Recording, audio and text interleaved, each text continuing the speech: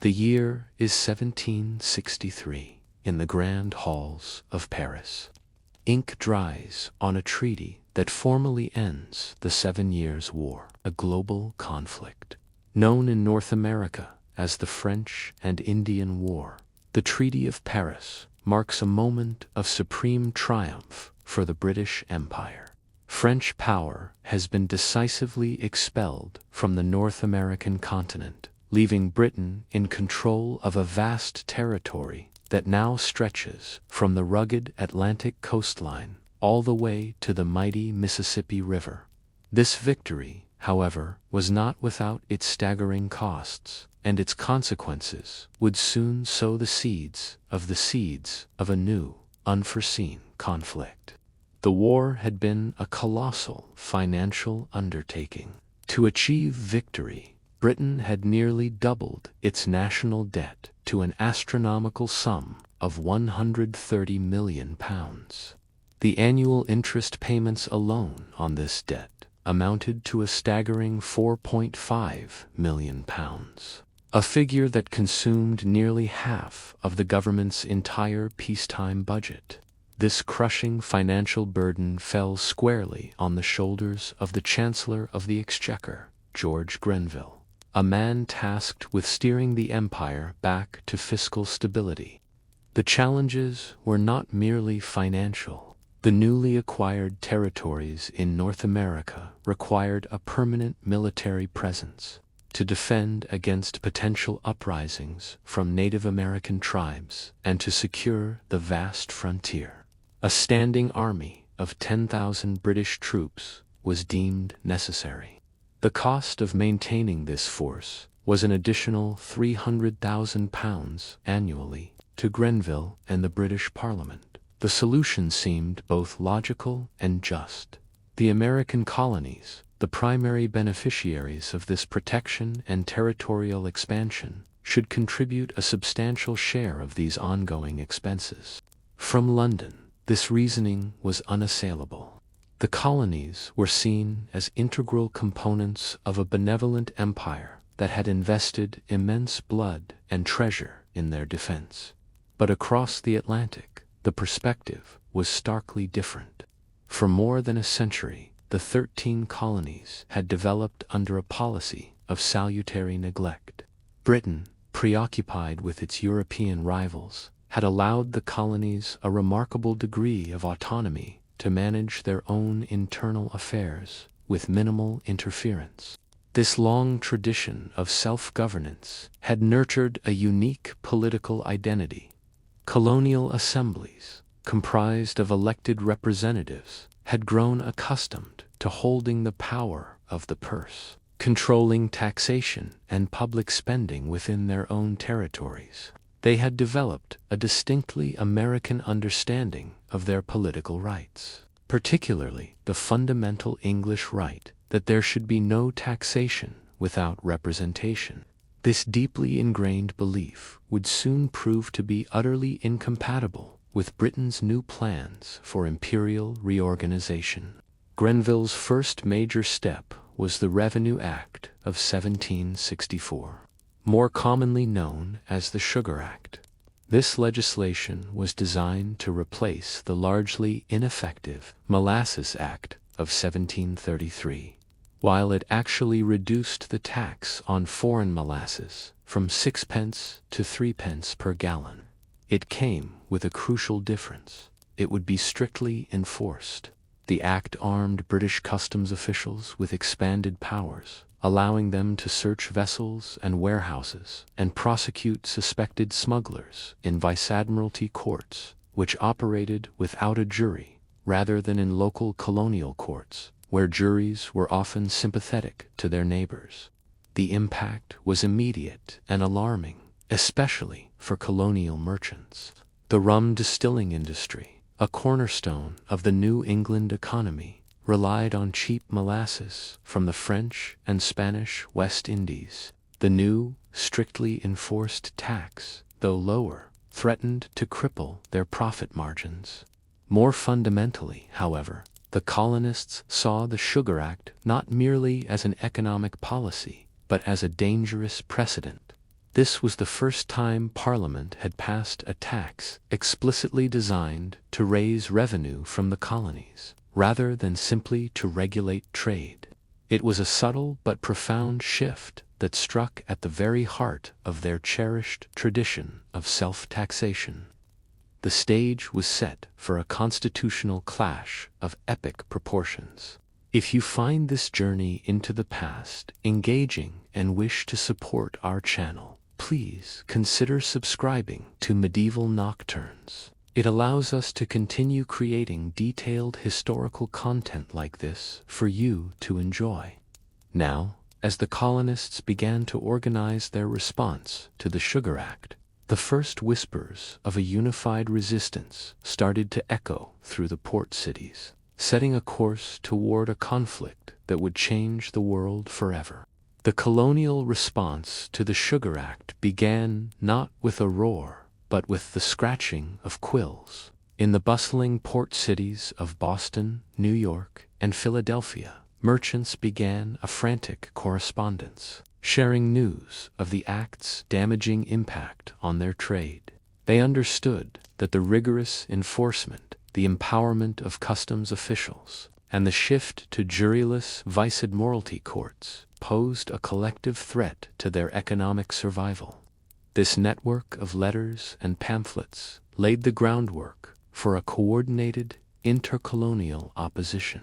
It was in Massachusetts that the scattered economic grievances found their powerful constitutional voice. James Otis, Jr., a brilliant and fiery lawyer, articulated the core principle that would ignite the flames of resistance. In his influential pamphlets, Otis argued that this was not merely about the price of molasses. He declared that taxation without representation is tyranny, a phrase that resonated with a fundamental belief in English rights held by the colonists. They argued that, as British subjects, they could only be taxed by their own directly elected representatives, namely, their colonial assemblies. Following this intellectual lead, colonial assemblies drafted formal petitions and sent them across the Atlantic to Parliament and the King. They meticulously laid out their case, arguing that the authority to impose taxes upon them was vested solely in their own legislatures. These arguments, however, fell on deaf ears. George Grenville and the majority in Parliament dismissed the colonial petitions as legally baseless.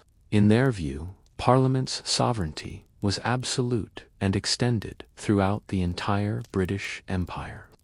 The colonists' consent was not a prerequisite for imperial legislation. Having dismissed the colonial protests against the Sugar Act, Grenville moved to escalate his revenue-generating program. In 1765, Parliament passed the Stamp Act, a measure far more provocative and wide-reaching than its predecessor. Unlike the Sugar Act, which primarily affected merchants, the Stamp Act was a direct internal tax that touched nearly every colonist. It required that special stamped paper, purchased from government agents, be used for a vast array of documents and goods: legal deeds, newspapers, pamphlets, playing cards, dice, and even college diplomas. The act was designed to be inescapable, weaving itself into the fabric of daily life and commerce. It was projected to raise an estimated £60,000 annually, which would be used to help fund the British troops stationed in America. But more importantly for Parliament, it would firmly establish the precedent that the British government had the right to impose direct taxes on the colonists. The reaction in America was more explosive than anything Grenville or the British government could have possibly anticipated.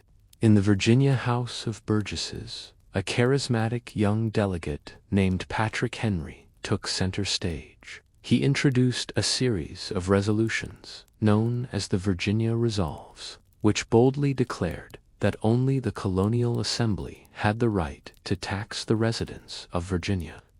Henry's fiery rhetoric, which included what some considered a veiled threat against King George III himself, was published in newspapers throughout the colonies, fanning the flames of dissent and inspiring other assemblies to pass similar resolutions. The constitutional debate in the halls of government was quickly matched by dramatic and violent resistance in the streets. In Boston, a mob, covertly organized by a group calling itself the Sons of Liberty, destroyed the home of the appointed stamp distributor, Andrew Oliver, and forced his public resignation. Similar scenes of intimidation, property destruction, and social ostracism erupted in other colonies, ensuring that no appointed stamp agent would ever be able to carry out their duties. The Stamp Act was being nullified by force from the ground up. The resistance to the Stamp Act evolved beyond street-level protests into a more coordinated and politically sophisticated movement. In an unprecedented show of unity, representatives from 9 of the 13 colonies gathered in New York City in October of 1765 for what would become known as the Stamp Act Congress. This was the first time that a significant number of colonies had come together to formulate a joint response to a British policy, marking a pivotal moment in the development of a shared American identity. The delegates of the Congress, while still professing loyalty to the Crown, drafted a powerful document called the Declaration of Rights and Grievances. It was a clear and forceful assertion of their constitutional position. The Declaration affirmed that colonists possessed all the fundamental rights of native-born Englishmen, chief among them the principle that no taxes could be imposed upon them without their consent, given through their own elected representatives. It was a direct and unified challenge to the very concept of parliamentary taxation. Alongside these political protests, a powerful economic weapon was deployed: a widespread boycott of British goods. Merchants in major ports like New York, Philadelphia, and Boston organized non-importation agreements, pledging to suspend all orders for British manufactured goods until the Stamp Act was repealed. This economic pressure was a direct strike against the wallets of the very merchants and manufacturers in Britain who held significant influence in Parliament. The boycott's effect was swift and severe. Colonial consumers, organized by the Sons of Liberty, enthusiastically supported the non-importation movement, choosing to wear homespun cloth instead of British textiles and refusing to purchase a wide array of imported household items. For British merchants, the American colonies were their most profitable overseas market. As orders dried up and warehouses filled with unsold inventory, they faced financial ruin. Manufacturing centers like Birmingham and Sheffield, where thousands of jobs depended on the colonial trade, felt the economic pain acutely. Facing immense losses, a powerful lobby of British merchants and manufacturers began to petition Parliament, pleading for relief. They weren't arguing the constitutional points that so animated the colonists. Their argument was one of pure economic pragmatism.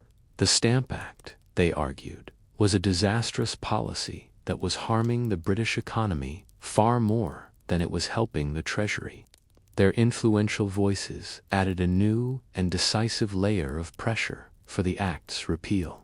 In March of 1766, facing a combination of defiant colonial resistance, the complete nullification of the Act on the ground, and intense pressure from its own business community, Parliament voted to repeal the Stamp Act. The decision was a major victory for the colonies, seemingly a vindication of their methods of protest and their constitutional arguments. Bells rang out in celebration across American towns and cities. However, in a move designed to save face and preserve its theoretical power. Parliament passed another act on the very same day it repealed the Stamp Act. The Declaratory Act was short but momentous. It asserted that Parliament had the complete and unqualified authority to make laws and legislate for the colonies in all cases whatsoever. It was a sweeping claim of absolute sovereignty, a clear statement that while they had yielded on the stamp tax, they had not conceded the principle of their right to tax. In the joyous atmosphere of the repeal, most colonists paid little attention to the Declaratory Act's ominous wording. They had won a tangible victory, forcing the world's most powerful legislature to back down. They believed the crisis was over. But for a few astute observers, the Declaratory Act was a ticking time bomb, a clear sign that the fundamental conflict over sovereignty and taxation between Britain and its American colonies was far from resolved. The calm that followed the Stamp Act's repeal was deceptive and short-lived. The fundamental problem of the massive British national debt remained, and so did the principle asserted in the Declaratory Act.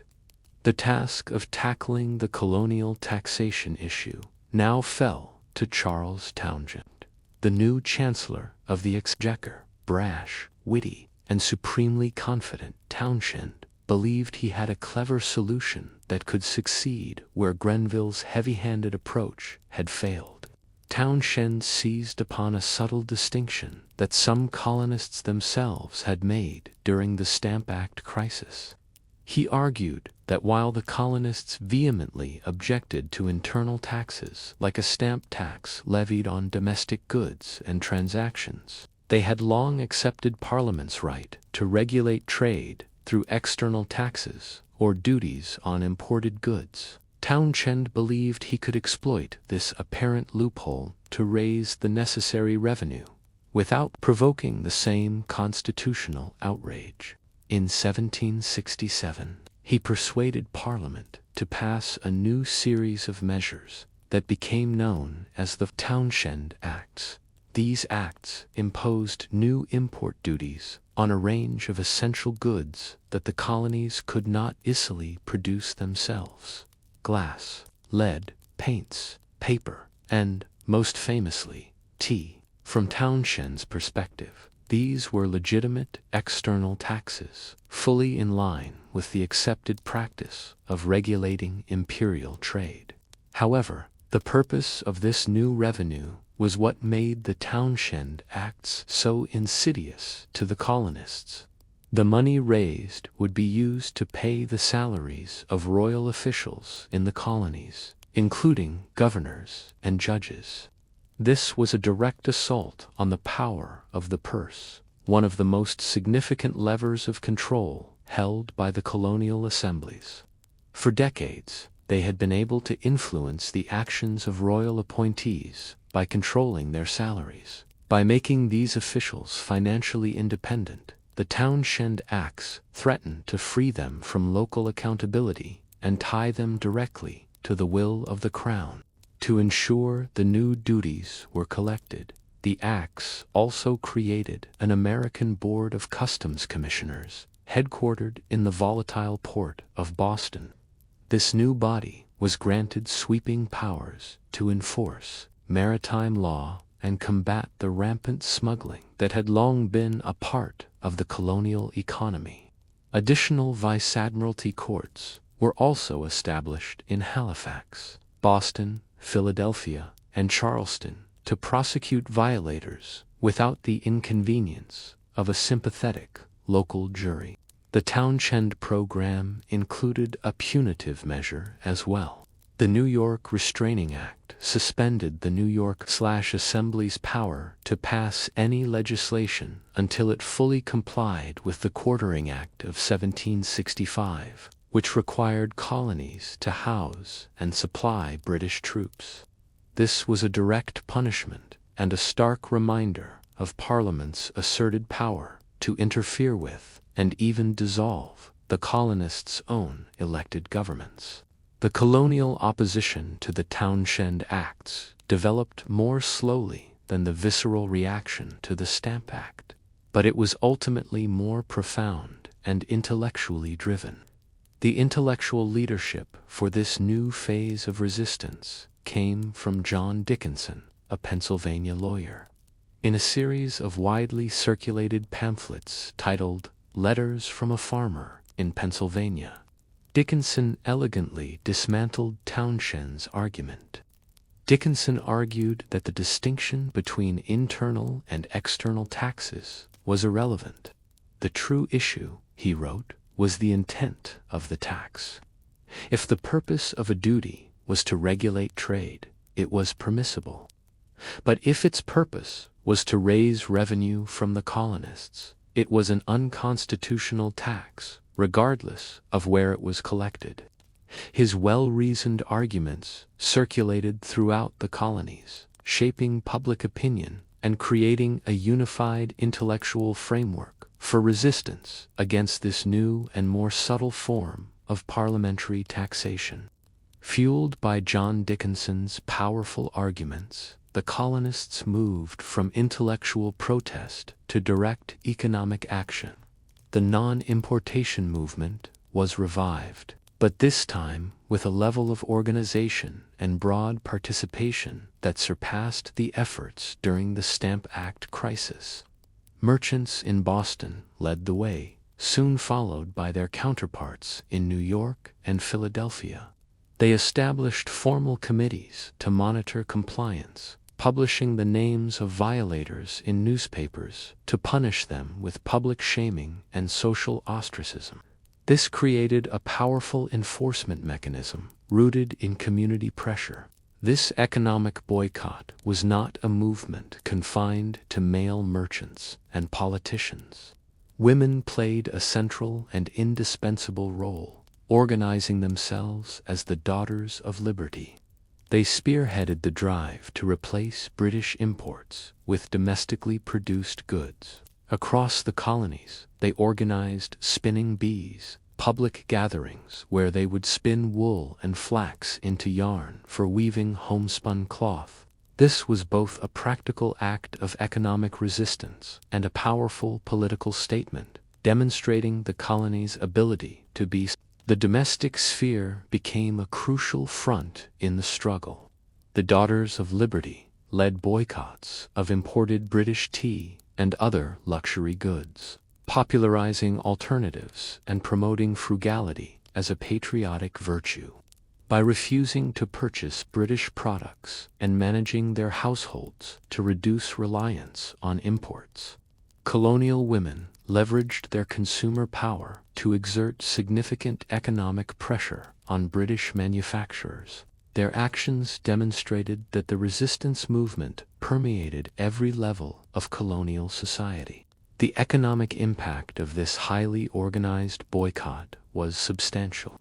In major colonial cities, imports from Britain fell by as much as 40%. Once again, British manufacturers and merchants faced a devastating blow to their most important market. The pressure on Parliament to reconsider the Townshend duties began to mount, just as it had during the Stamp Act crisis. The colonists had proven that their economic leverage was a potent weapon in their political arsenal. Nowhere were tensions higher than in Boston, the headquarters of the newly established American Board of Customs Commissioners. The commissioners, tasked with enforcing the unpopular new laws, were met with relentless hostility and intimidation from the city's populace. Confrontations between customs officials and local sailors, merchants, and artisans became a daily occurrence on the city's volatile waterfront. The situation reached a flashpoint in June of 1768. Customs officials seized the Liberty, a sloop belonging to John Hancock, one of Boston's wealthiest merchants and a leading figure in the resistance movement. The charge was smuggling, a common practice that Hancock had almost certainly engaged in. But the seizure was seen by the citizens of Boston not as a routine customs enforcement action. but as a politically motivated attack on one of their champions. The seizure of the Liberty triggered a massive riot. An angry crowd assaulted the customs officials, forcing them to flee for their lives. They took refuge on a British warship in the harbor, and later moved to Castle William, a fortified island outpost. For a time, the city of Boston was effectively in the hands of the mob, with the Sons of Liberty directing the resistance and royal authority completely broken down. News of the riot and the collapse of royal control in Boston stunned officials in London. Their response was decisive and fateful. Believing the city to be in a state of insurrection, the British government dispatched 2 regiments of regular troops to restore order. In the autumn of 1768, these soldiers arrived and began a military occupation of Boston. The presence of a standing army in a civilian city during peacetime was seen by colonists as a profound violation of their fundamental English rights. What began as a dispute over taxes was now escalating into a tense military standoff. The military occupation of Boston created a powder keg of resentment. The presence of nearly 4,000 professional soldiers in a city of only 16,000 residents generated constant friction. To the citizens, the redcoats were not protectors, but an occupying force, a daily reminder of their subjugation to a distant parliamentary power. Taunts and street brawls between soldiers and civilians became commonplace, transforming the city's cobblestone streets into a stage for simmering conflict. The tension was not just political, it was also economic. To supplement their meager army pay, off-duty soldiers would often seek part-time employment on the docks, in rope walks, or as general laborers. They competed directly with the city's working-class population, often willing to work for lower wages. This created a bitter economic rivalry that layered personal grievances on top of the already explosive political situation. The situation finally boiled over on the cold, snowy evening of March 5, 1770. The incident began, as many had before, with a minor altercation. A young colonist apprentice exchanged insults with a British sentry stationed outside the custom house on King Street. The argument escalated. The sentry struck the boy with his musket, and soon a crowd of angry colonists began to gather. Drawn by the ringing of church bells, which many mistook for a fire alarm, the crowd swelled in size and aggression. They began to press in on the lone soldier, taunting him and pelting him with snowballs, chunks of ice, and anything else they could find. The sentry, now fearing for his safety, loaded his weapon and called for assistance. In response to the sentry's call for help, Captain Thomas Preston of the 29th Regiment of Foot arrived with a corporal and 8 soldiers. They pushed their way through the increasingly hostile crowd to relieve the besieged guard, forming a small defensive semicircle with their backs to the custom house. The soldiers fixed their bayonets and faced a mob that now numbered in the hundreds. The air was thick with insults, threats, and a palpable sense of impending violence.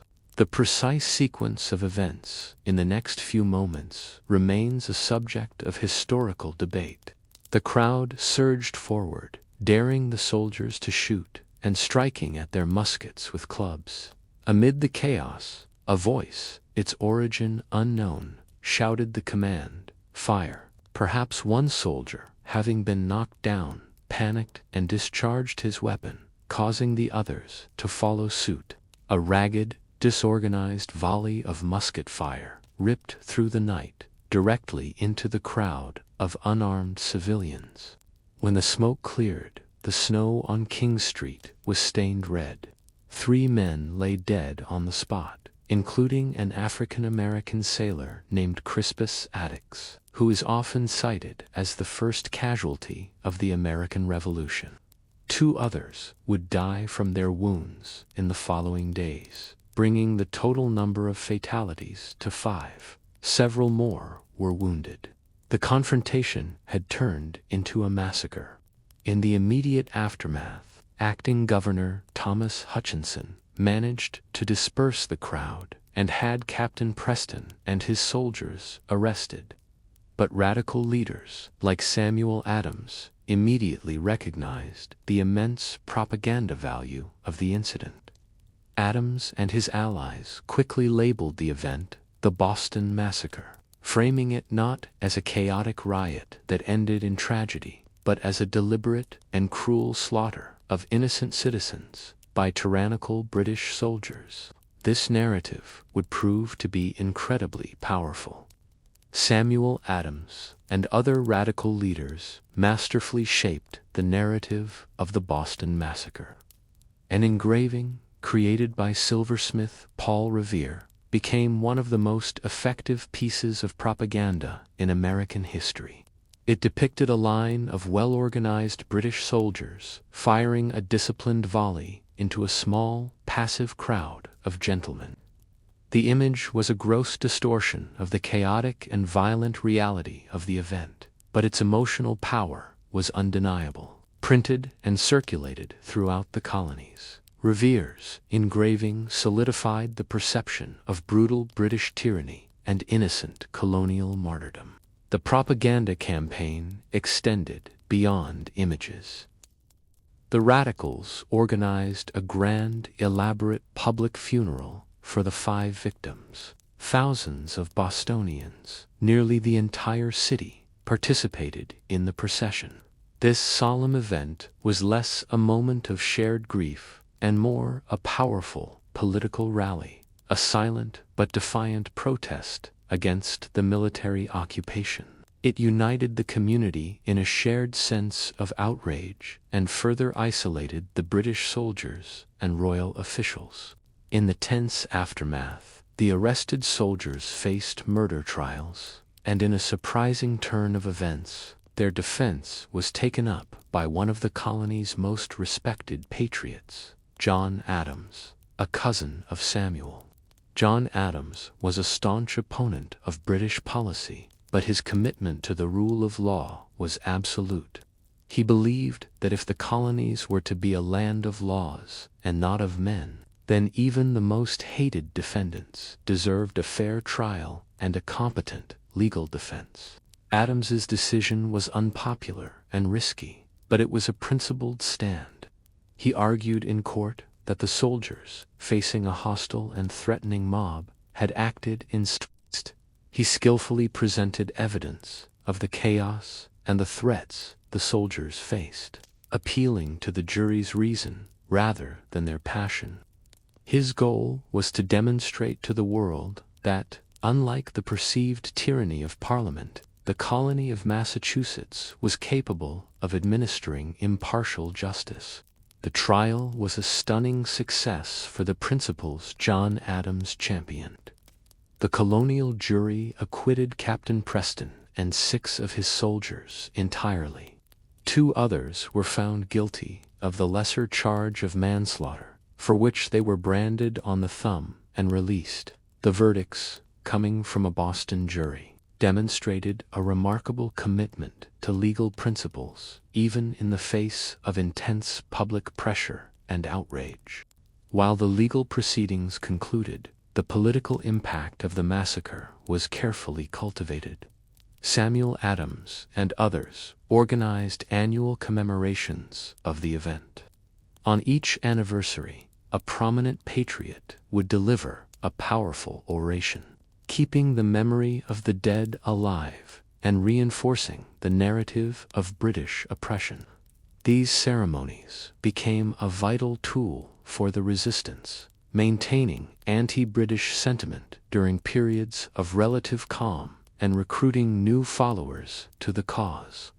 News of the Boston Massacre and the ongoing economic damage from the colonial boycotts finally forced a change in policy from London.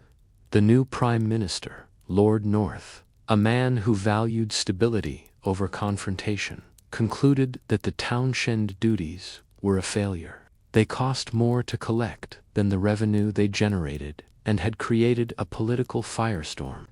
In April 1770, Parliament voted to repeal most of the duties, removing the taxes on glass, lead, paints, and paper. However, Lord North made one critical, fateful exception. At the insistence of King George III, Parliament retained the tax on tea. This was not about revenue. The amount was negligible. It was purely about principle. By keeping the tea tax, Parliament was stubbornly reasserting the right to tax the colonies that it had claimed in the Declaratory Act. For most colonists, the partial repeal was enough to de-escalate the crisis. But for the radicals, that single, lingering tax on tea remained a constant, bitter reminder of an unresolved constitutional struggle. The partial repeal of the Townshend duties ushered in a period of relative peace that lasted from 1770 to 1773. For many colonists and British officials, it felt like the imperial crisis had passed. The non-importation agreements largely fell apart, and commerce across the Atlantic resumed its profitable course. On the surface, tensions subsided, political rhetoric softened, and a fragile harmony was restored. British officials believed they had successfully asserted their authority while making a reasonable concession. However, this calm was deceptive. The fundamental disagreement over Parliament's authority to tax the colonies had not been resolved. It had merely been deferred. While most colonists were content to return to their daily lives, radical leaders like Samuel Adams worked tirelessly behind the scenes. They used this quiet period to strengthen their networks of resistance, particularly the Committees of Correspondence, which allowed for rapid communication between the colonies. They knew the peace was fragile and believed it was only a matter of time before London provided another issue to rally around. That issue would come from an unexpected source: the British East India Company. This massive corporation was far more than a private business. It was an essential pillar of the British Empire, governing vast territories in India and holding immense economic and political power. By 1773, however, due to mismanagement, corruption, and famine in Bengal, the company was on the verge of financial collapse. It was drowning in debt and sitting on a surplus of more than £17 million of unsold tea rotting in its London warehouses. To save the company, Lord North's government devised what it thought was another clever plan: the Tea Act of 1773. This act was not a new tax. Instead, it was a bailout designed to help the East India Company sell its massive tea surplus. The act allowed the company to ship its tea directly to the American colonies and sell it through its own chosen agents. This would bypass the traditional middlemen, the colonial merchants, and eliminate certain duties paid in England, making the company's tea cheaper than any other, including the smuggled Dutch tea that was popular in the colonies. To Parliament, this seemed like a win-win situation. The colonists would get their tea at a lower price. The East India Company would sell its surplus and avoid bankruptcy, and the Crown would still collect the Townshend tea tax, subtly reinforcing its right to do so. But they had fundamentally misread the colonial mindset. American merchants were enraged, seeing the act as a direct attempt to create a government-sponsored monopoly that would drive them out of business. Beyond the economic threat, patriots saw the Tea Act as a Trojan horse. It was a deceptive attempt to trick Americans into accepting the principle of parliamentary taxation. By purchasing the cheaper, taxed tea, they would be tacitly consenting to the very power they had been fighting against for nearly a decade. To radical leaders like Samuel Adams, the Tea Act was the perfect issue. It united the economic interests of the powerful merchant class with the constitutional principles of the Patriot movement. As the first tea ships, the Dartmouth, the Eleanor, and the Beaver among them, sailed for American ports in the autumn of 1773, the committees of correspondence sprang into action. Word of the ship's impending arrival spread like wildfire, and a unified plan of resistance was quickly formulated. The tea, a symbol of British policy, would not be allowed to land. In cities like Philadelphia and New York, the plan worked perfectly. Facing immense pressure and threats from local committees, the tea agents designated by the East India Company were forced to resign their commissions. When the tea ships arrived, they were met by determined crowds and denied permission to unload their cargo. After a tense standoff, the ships had no choice but to turn around and sail back to England with the tea still in their holds. In Charleston, the tea was unloaded, but only to be immediately seized by patriots and locked away in a damp warehouse, where it remained unsold and rotted. Boston, however, would be a different story. The reason Boston's story unfolded differently lay with its royal governor, Thomas Hutchinson. Unlike the governors in other colonies who yielded to popular pressure, Hutchinson was a staunch loyalist, determined to uphold the law and the authority of Parliament. Complicating matters further, his own two sons were among the merchants chosen by the East India Company to be the tea agents. Hutchinson was resolved that in Boston the law would be followed, the tea would be unloaded, and the duties would be paid. In late November 1773, the first of the tea ships, the Dartmouth, arrived in Boston Harbor. Its arrival triggered a legal countdown. Under customs law, the ship had 20 days to unload its cargo and pay the required duties. If the deadline passed, customs officials were legally empowered to seize the cargo, bring it ashore themselves, and sell it at auction. For the patriots of Boston, the clock was now ticking. The Sons of Liberty, led by Samuel Adams, immediately called for a series of mass meetings. Thousands of citizens from Boston and the surrounding towns packed into the Old South Meeting House, the only building large enough to hold them. In these passionate gatherings, the citizens voted overwhelmingly that the tea must not be landed, and that the Dartmouth, along with the two other tea ships that soon arrived, the Eleanor and the Beaver, must return to England with its cargo untouched. A tense standoff ensued. The ship owners were willing to sail back to England, but Governor Hutchinson refused to grant the official clearance papers necessary for them to leave the harbor. He ordered British warships to blockade the harbor's exit, effectively trapping the tea ships at Griffin's Wharf. Hutchinson was playing a game of chicken, convinced that the law was on his side and that the colonists would eventually have to back down. The patriots found themselves cornered. Hutchinson's refusal to let the ships leave meant that the December 16th deadline was now unavoidable. On that day, the cargo would be legally seized and brought ashore, achieving precisely what they had been fighting to prevent. They had exhausted all legal and peaceful means of protest. The mass meetings, the petitions, the guards on the wharf, none of it had swayed the governor. On the final day, December 16th, a massive crowd of some 7,000 people gathered once more at the Old South Meeting House for a final appeal. A messenger was sent to make one last request to Governor Hutchinson for the ship's passage. As dusk fell over the city, the messenger returned with the governor's final, unequivocal refusal. The legal path was closed. A hush fell over the enormous crowd.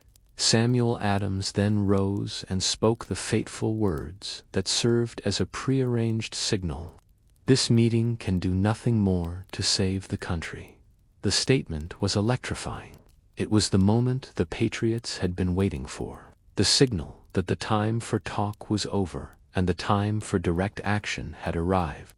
War whoops and cries suddenly erupted from the crowd. From the doors of the meeting house and the surrounding streets, a large group of men, perhaps as many as 150, made their way purposefully toward Griffin's Wharf. They were members of the Sons of Liberty and other patriots, loosely disguised with blankets and soot on their faces to emulate Mohawk Indians, a symbol of a free American identity.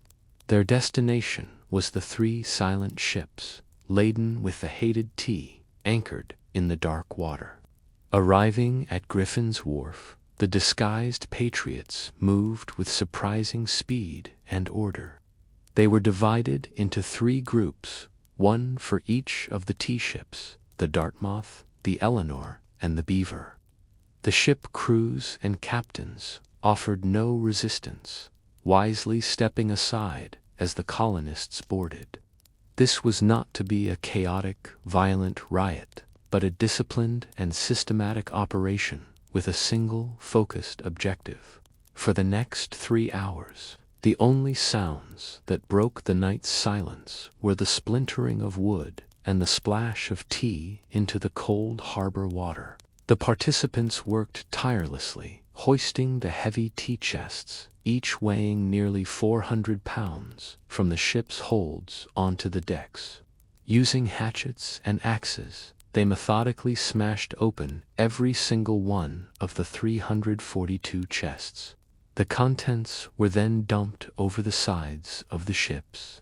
A massive quantity of tea, valued at an estimated 10,000 pounds at the time, equivalent to over $1.7 million today, poured into the harbor. The tide was low, and the tea piled up so high in the shallow water that the men had to rake it into deeper channels to ensure it was all ruined by the salt water. The sheer scale of the destruction was breathtaking. What was most remarkable about the event was its incredible discipline. The participants were careful not to damage any of the ship's other cargo or the personal property of the crew. It was a targeted act of political protest, not wanton vandalism. One story, which became legendary, tells of the protesters replacing a padlock that had been broken on one of the ships to access the cargo hold. Their sole target was the tea, the symbol of parliamentary taxation. When their work was done, the participants cleaned the decks of the ships, put a misplaced piece of equipment back in its proper place, and then melted back into the city as silently as they had appeared. By morning, the Great Boston Tea Party, as it would later be called, was over. The harbor was filled with ruined tea, but an eerie calm had returned to the city. The Boston Tea Party was the culmination of a decade of escalating conflict. It was a dramatic and unambiguous act of defiance that combined constitutional principles against taxation, the economic interests of merchants, and the power of popular participation. It drew a line in the sand, demonstrating that colonists were willing to resort to the destruction of private property to defend their perceived rights. News of the event spread rapidly throughout the colonies via the committees of correspondence. For many radicals, it was a moment of triumph, a bold stroke against tyranny that was celebrated with enthusiasm. For more moderate colonists, however, the news was met with a sense of unease and apprehension. They feared that the destruction of so much private property was a step too far, an act of lawlessness that Britain could not possibly ignore. They were right. When news of the Boston Tea Party reached London in January 1774, it was met with shock and absolute fury. The British government and public saw the event not as a protest, but as an act of outright rebellion. The time for conciliation and debate was over. King George III himself declared, "The colonies must either submit or triumph." Lord North's government, facing immense pressure to respond decisively, began to prepare a set of punitive measures designed to crush the spirit of resistance in Massachusetts and serve as a stark warning to the other 12 colonies. The British government's response to the Boston Tea Party was swift, severe, and calculated to crush the spirit of rebellion in Massachusetts. In the spring of 1774, Parliament passed a series of 4 punitive laws. In Britain, they were known as the Coercive Acts, designed to restore order and compel Boston to submit to parliamentary authority.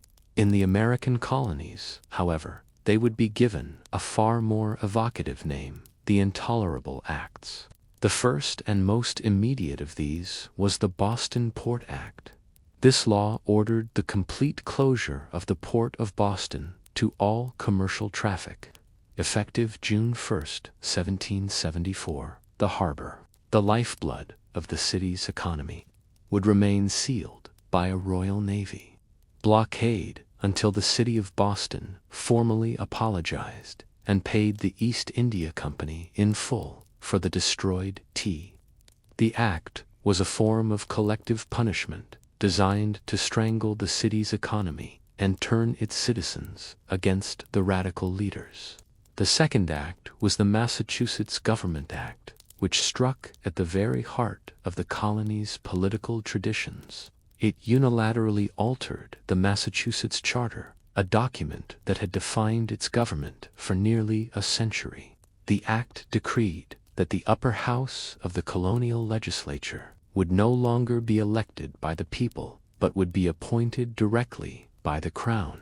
Even more offensively, it severely restricted the beloved New England tradition of the town meeting, allowing them to convene only once a year and only with the royal governor's explicit permission.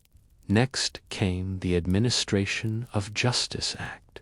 This law was intended to protect British officials from hostile colonial juries. It gave the royal governor the power to move the trial of any British soldier or official accused of a capital crime to another colony, or even to Great Britain, if he believed a fair trial was impossible in Massachusetts. Colonists were outraged, dubbing it the Murder Act. They saw it as a license for British officials to harass and even kill colonists without fear of legal consequences. The fourth law was a new and more aggressive quartering act. While previous acts had required colonies to provide barracks for soldiers, this new version expanded the military's authority. It allowed commanders to house troops in other buildings, such as barns, inns, and even unoccupied private homes, if suitable quarters were not provided by the colony. This was seen as a grave infringement on the sanctity of private property and a direct violation of the colonists' rights as Englishmen. To ensure these new laws were rigorously enforced, the British government appointed a new governor for Massachusetts. He was General Thomas Gage, already the commander-in-chief of all British military forces in North America.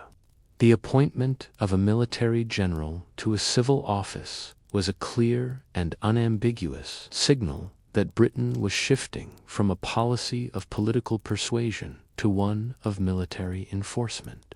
Gage was sent to Boston with a clear mandate: bring the rebellious colony to heel. The British strategy behind the Intolerable Acts was one of divide and conquer. They believed that by making a severe example of Massachusetts, the other 12 colonies would be intimidated into submission.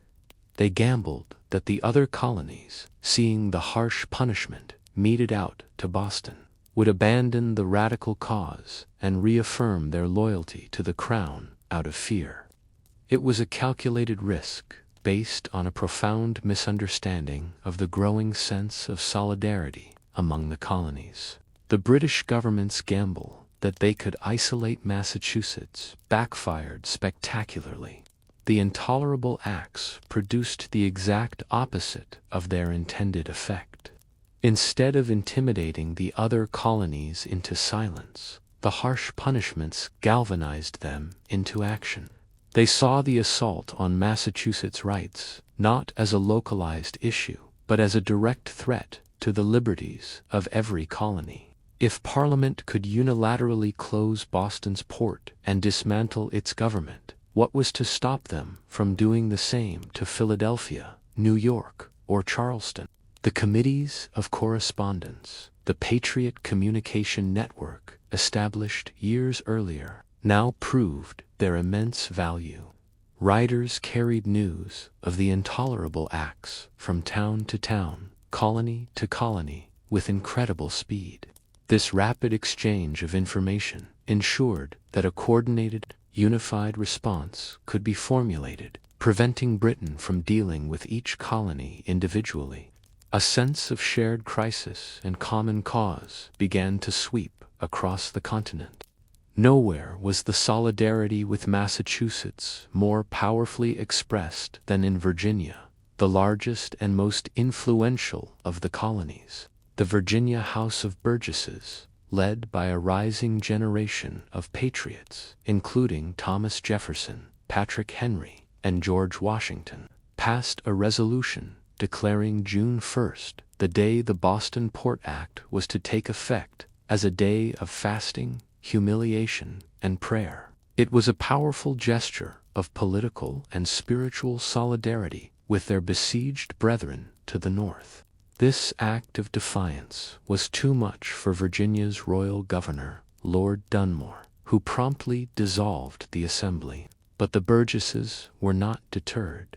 They simply walked down the street from the Capitol building in Williamsburg to the Raleigh Tavern. There, meeting as private citizens in an unofficial body, they made a momentous decision. They issued a call for an intercolonial Congress, a gathering of delegates from all the colonies, to meet in Philadelphia to formulate a united strategy to confront the new British policies. The support for Boston was not merely political, it was tangible and heartfelt. Across the colonies, a spontaneous relief effort was organized to help the citizens of the blockaded city. Donations of food, money, and essential supplies poured in. South Carolina sent barrels of rice, Philadelphia sent thousands of barrels of flour, and Connecticut sent flocks of sheep.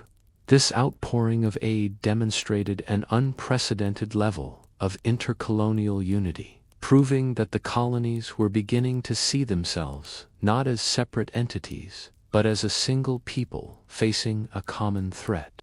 Further fueling colonial paranoia was another piece of legislation passed by Parliament at the same time, the Quebec Act. While not officially one of the coercive acts, it was viewed by the colonists as part of the same tyrannical pattern. The act was primarily designed to govern the French-speaking population of Canada, which Britain had acquired in 1763. It extended Quebec's boundaries southward to the Ohio River, nullifying the western land claims of several colonies. Even more alarming to the staunchly Protestant colonists was that the Quebec Act granted official recognition and religious freedom to the Roman Catholic Church in Quebec. In an era of deep-seated anti-Catholic sentiment, this was seen as a dangerous endorsement of a religion many colonists viewed as a tool of despotism and autocracy. They feared it was a precedent for undermining their own Protestant establishments.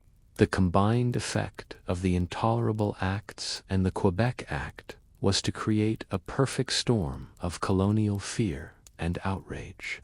The threat was no longer abstract. It was seen as a deliberate, multi-pronged assault on their land. their liberty, their religion, and their right to self-government. The call for a Continental Congress, which might have seemed radical just a year earlier, was now seen as a necessary and urgent step. The stage was being set for the first unified government of the American people. In response to the call for a unified front, 56 delegates from 12 of the 13 colonies convened in Philadelphia on September 5, 1774. Only Georgia, vulnerable on its frontier and still reliant on British military support, declined to send representatives. The delegates who gathered for this first Continental Congress at Carpenter's Hall were a veritable who's who of colonial leadership, including the fiery Samuel Adams and his more cautious cousin, John from Massachusetts, the eloquent Patrick Henry, and the stately George Washington from Virginia. This was not a monolithic body bent on revolution. The delegates represented a wide spectrum of political thought. There were radicals, like the Adams cousins, who were already leaning towards the idea of independence. There were conservatives, like Joseph Galloway of Pennsylvania, who deeply feared a complete break with Britain and sought a path to reconciliation. And in between were the moderates, who hoped to find a firm, unified stance that would force Parliament to back down without making the conflict irreparable.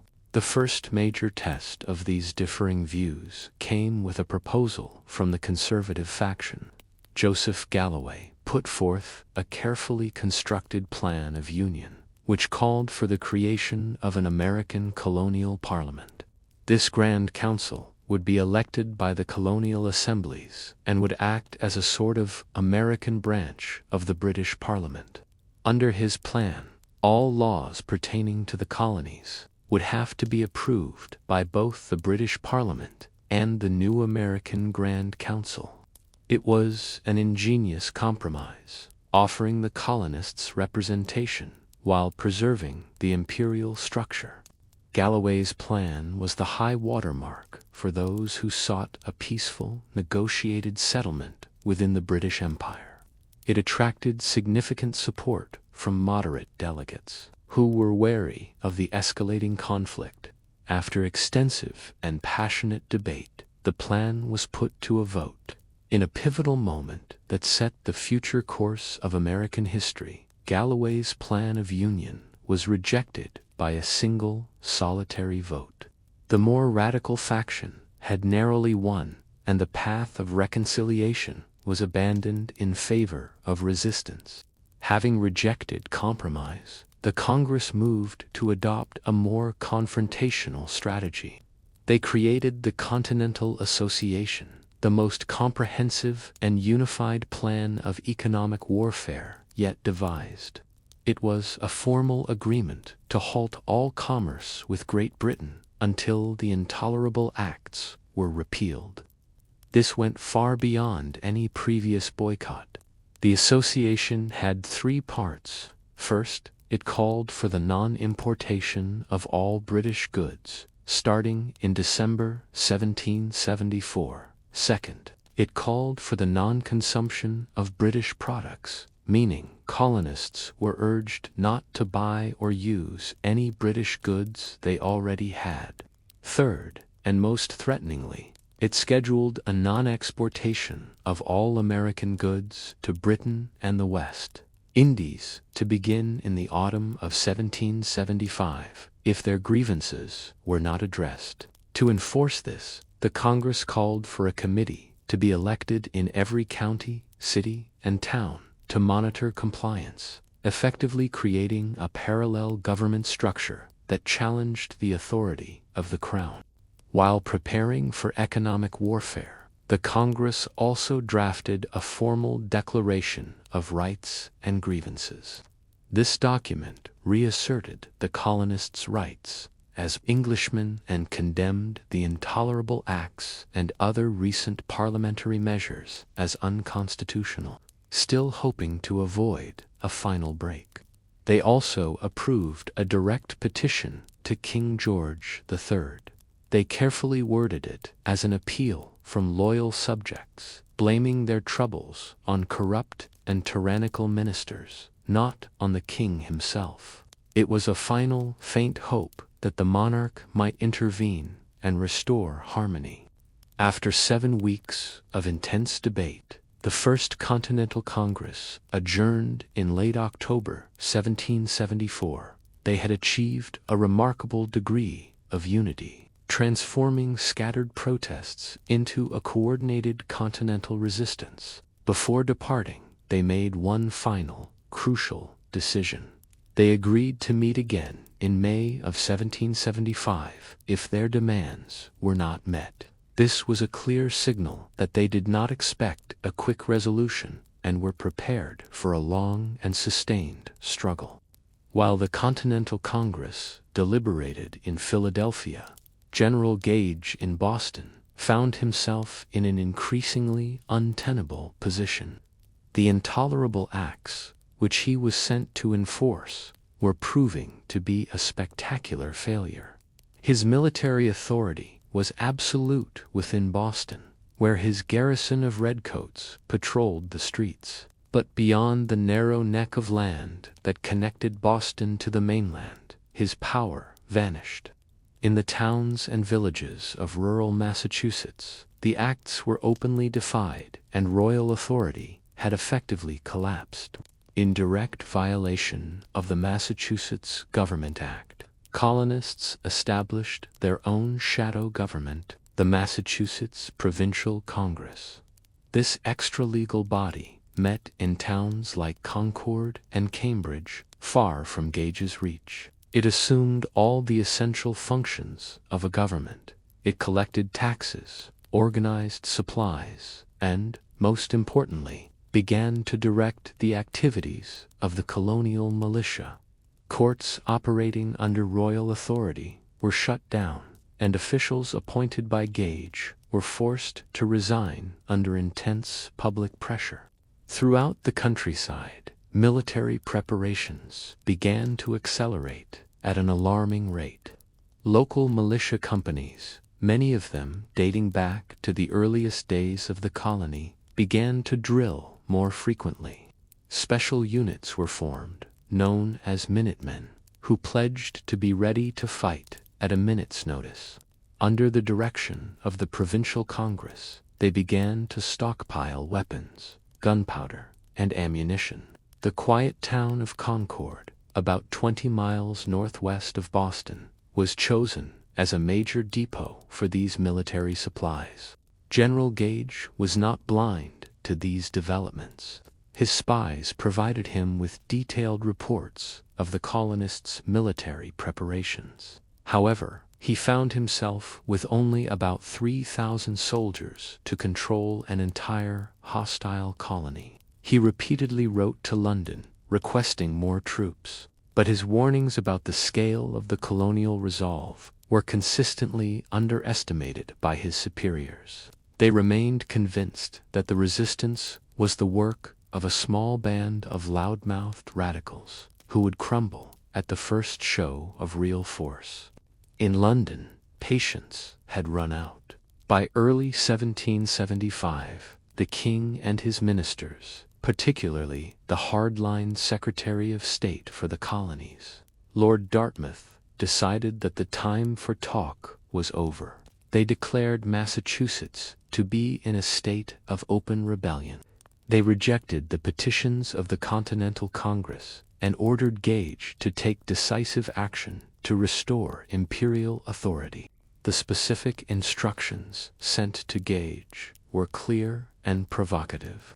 He was ordered to arrest the most prominent leaders of the Provincial Congress, specifically Samuel Adams and John Hancock, who were believed to be staying in the town of Lexington. Furthermore, he was to march his troops to Concord and seize and destroy the cache of military supplies that the colonists had been accumulating there.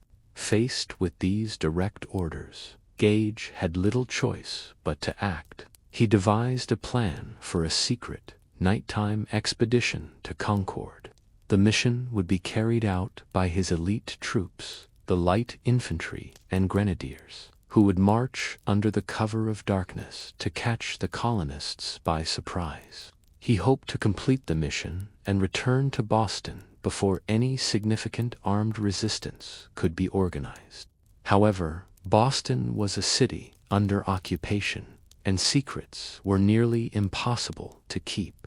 The colonists had their own highly effective intelligence network, organized by the Sons of Liberty and patriots like Dr. Joseph Warren. Spies watched every movement of the British troops as Gage's soldiers began their preparations on the evening of April 18, 1775. The Patriot network sprang into action. The British march to Concord would not be the surprise that General Gage had planned. As the British soldiers made their final preparations, the Patriot intelligence network executed its now legendary plan. Dr. Joseph Warren dispatched 2 riders, a silversmith named Paul Revere and a tanner named William Dawes, to take separate routes out of the city and warn the countryside. As a backup, a signal was arranged. 2 lanterns were hung in the steeple of the Old North Church, a prearranged message to patriots in Charlestown that the British were crossing the Charles River by sea, not marching by land. The alarm was now in motion. Paul Revere and William Dawes rode through the night, their mission fraught with peril. They risked capture and execution for treason as they galloped through the Massachusetts towns of Somerville, Medford, and Arlington. Their urgent shouts of the regulars are coming out roused sleeping farmers and villagers from their beds. Church bells began to peal and signal fires were lit, spreading the alarm across the countryside in a rapidly expanding web of communication. The alarm reached the town of Lexington well before the British column. Here, Samuel Adams and John Hancock were roused from their sleep and persuaded to flee toward safety. On the village green, the local militia company, numbering about 70 men and boys, assembled under the command of Captain John Parker, a veteran of the French and Indian War. As they waited in the cold pre-dawn darkness, the mood was tense and uncertain. Just as the sun began to rise, on the morning of April 19, 1775, the vanguard of the British force, some 700 strong, marched into Lexington. The sight was intimidating. A massive column of professional soldiers, the world's finest, confronting a small, loosely organized band of colonial farmers. Major John Pitcairn of the Royal Marines rode to the front of the British column and ordered the assembled militia to disperse, shouting, "Lay down your arms, you villains, you rebels." Captain Parker, seeing his small force hopelessly outnumbered, gave the order for his men to disperse, but not to lay down their arms. The colonists, caught between their captain's command to disperse and the British officer's command to disarm, began to scatter in confusion. In this chaotic and tense moment, a single gunshot rang out across the green. To this day, no one knows for certain who fired that first fateful shot. It may have come from a colonial onlooker behind a stone wall, or perhaps from a nervous British soldier's accidental discharge. But its effect was instantaneous and irreversible. Believing they had been fired upon, the British regulars, without clear orders from their officers, unleashed a furious, ragged volley of musket fire into the backs of the dispersing militiamen. When the smoke cleared, the green was a scene of carnage. 8 colonists lay dead or dying, and another 10 were wounded. The British soldiers, having suffered only a single minor casualty, quickly reformed their ranks and gave a victory cheer. They had easily scattered the colonial militia, but this was no battle. It was a massacre. The events on Lexington Green had irrevocably transformed a political dispute into an armed rebellion. The first blood of the American Revolutionary War had been spilled. After restoring order, Lieutenant Colonel Smith, the expedition's commander, showed little concern for the morning's events. His objective had not been Lexington, but the military stores at Concord. After a short delay, he ordered his troops to resume their march. He was seemingly unaware that the shot heard round the world had now fully awakened the countryside, and that hundreds, soon to be thousands, of angry militiamen were converging on his position from every direction. The British column continued its march, and arrived in the town of Concord a few hours after the confrontation at Lexington. They found the town seemingly peaceful, but it was clear the element of surprise was long gone.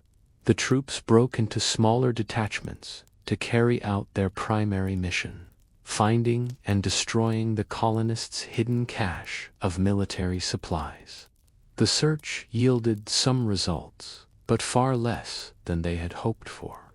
The colonists, having been amply warned, had managed to move and conceal most of the valuable munitions. The British soldiers found and destroyed several large cannons, threw about 500 pounds of musket balls into the mill pond, and broke open barrels of salted fish and flour. While a tactical success, it was a strategic failure. The most critical supplies, particularly the gunpowder, remained safely in Patriot hands. While the British conducted their search in the center of town, a different scene was unfolding just outside it. At the North Bridge, which spanned the Concord River, a small contingent of about 100 British regulars stood guard. On the high ground across the river, a colonial force was gathering. Minutemen companies from Concord, Acton, Bedford, and other surrounding towns had answered the alarm and were now converging. Their numbers swelled from a few hundred to over 400, and with each passing minute, more arrived. From their vantage point, the militiamen could see the British soldiers in the town below. Suddenly, they saw smoke begin to rise from the center of Concord.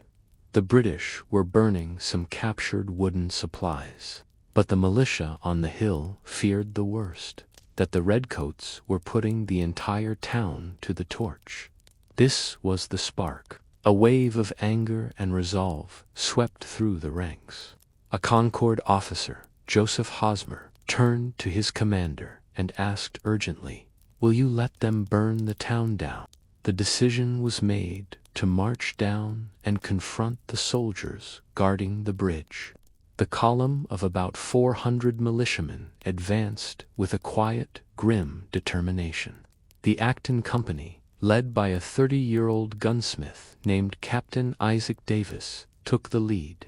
With their fifer and drummer playing the White Cockade, they marched in an orderly column, two abreast, not as a chaotic mob, but as an organized military unit. The British regulars guarding the bridge, seeing the advance of a much larger force, became nervous. They fired a few scattered warning shots, which splashed harmlessly into the river. As the militia continued their advance, the British fired a full, panicked volley. This time, the shots found their mark.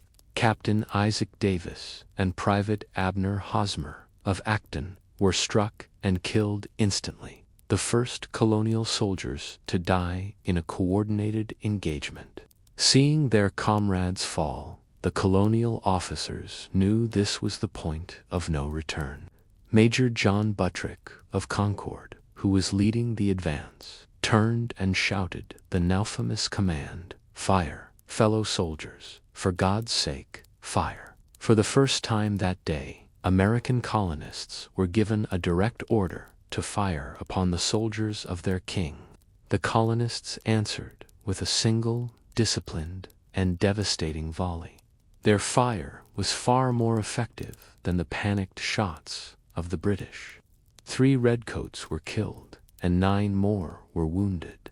The British regulars, stunned by the effectiveness of the colonial fire and seeing that they were badly outnumbered, broke formation and fled in a disorganized retreat back toward the center of Concord. The colonists had held their ground and won the skirmish at the North Bridge.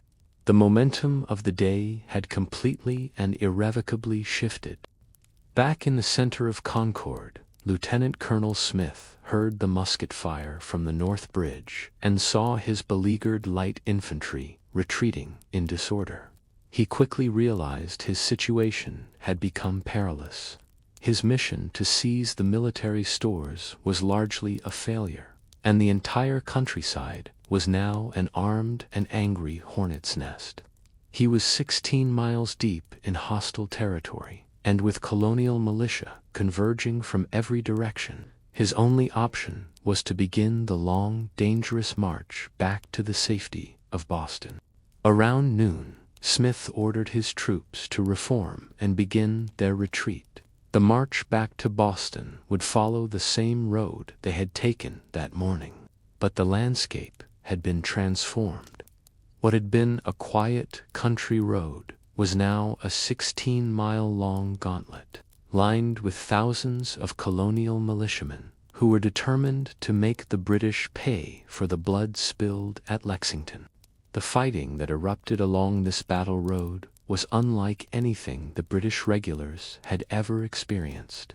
The colonists did not form up in traditional lines of battle in the open field, where the British discipline and bayonets would have been decisive. Instead, they employed a devastatingly effective form of guerrilla warfare, firing from the cover of stone walls, trees, barns, and houses that lined the entire route. This fighting style was perfectly suited to the colonial militia, many of whom were experienced hunters and crack shots. They could appear, fire a well-aimed shot or two, and then melt back into the familiar landscape before the British could mount an effective response. They relentlessly targeted the British officers and sergeants, hoping to disrupt the Army's command structure and sow chaos in the ranks. For the British soldiers, the march became a living nightmare. They were marching in thick woolen uniforms in the unseasonably warm April sun, while being constantly peppered with gunfire from an enemy they could rarely see. Their rigid, linear formations, so effective on the open battlefields of Europe, made them perfect targets for the colonial snipers. The psychological toll was immense as casualties mounted with every step. Discipline within the British column began to fray. Frustrated and enraged, the soldiers began to break formation, charging at stone walls and firing blindly into houses from which they took fire.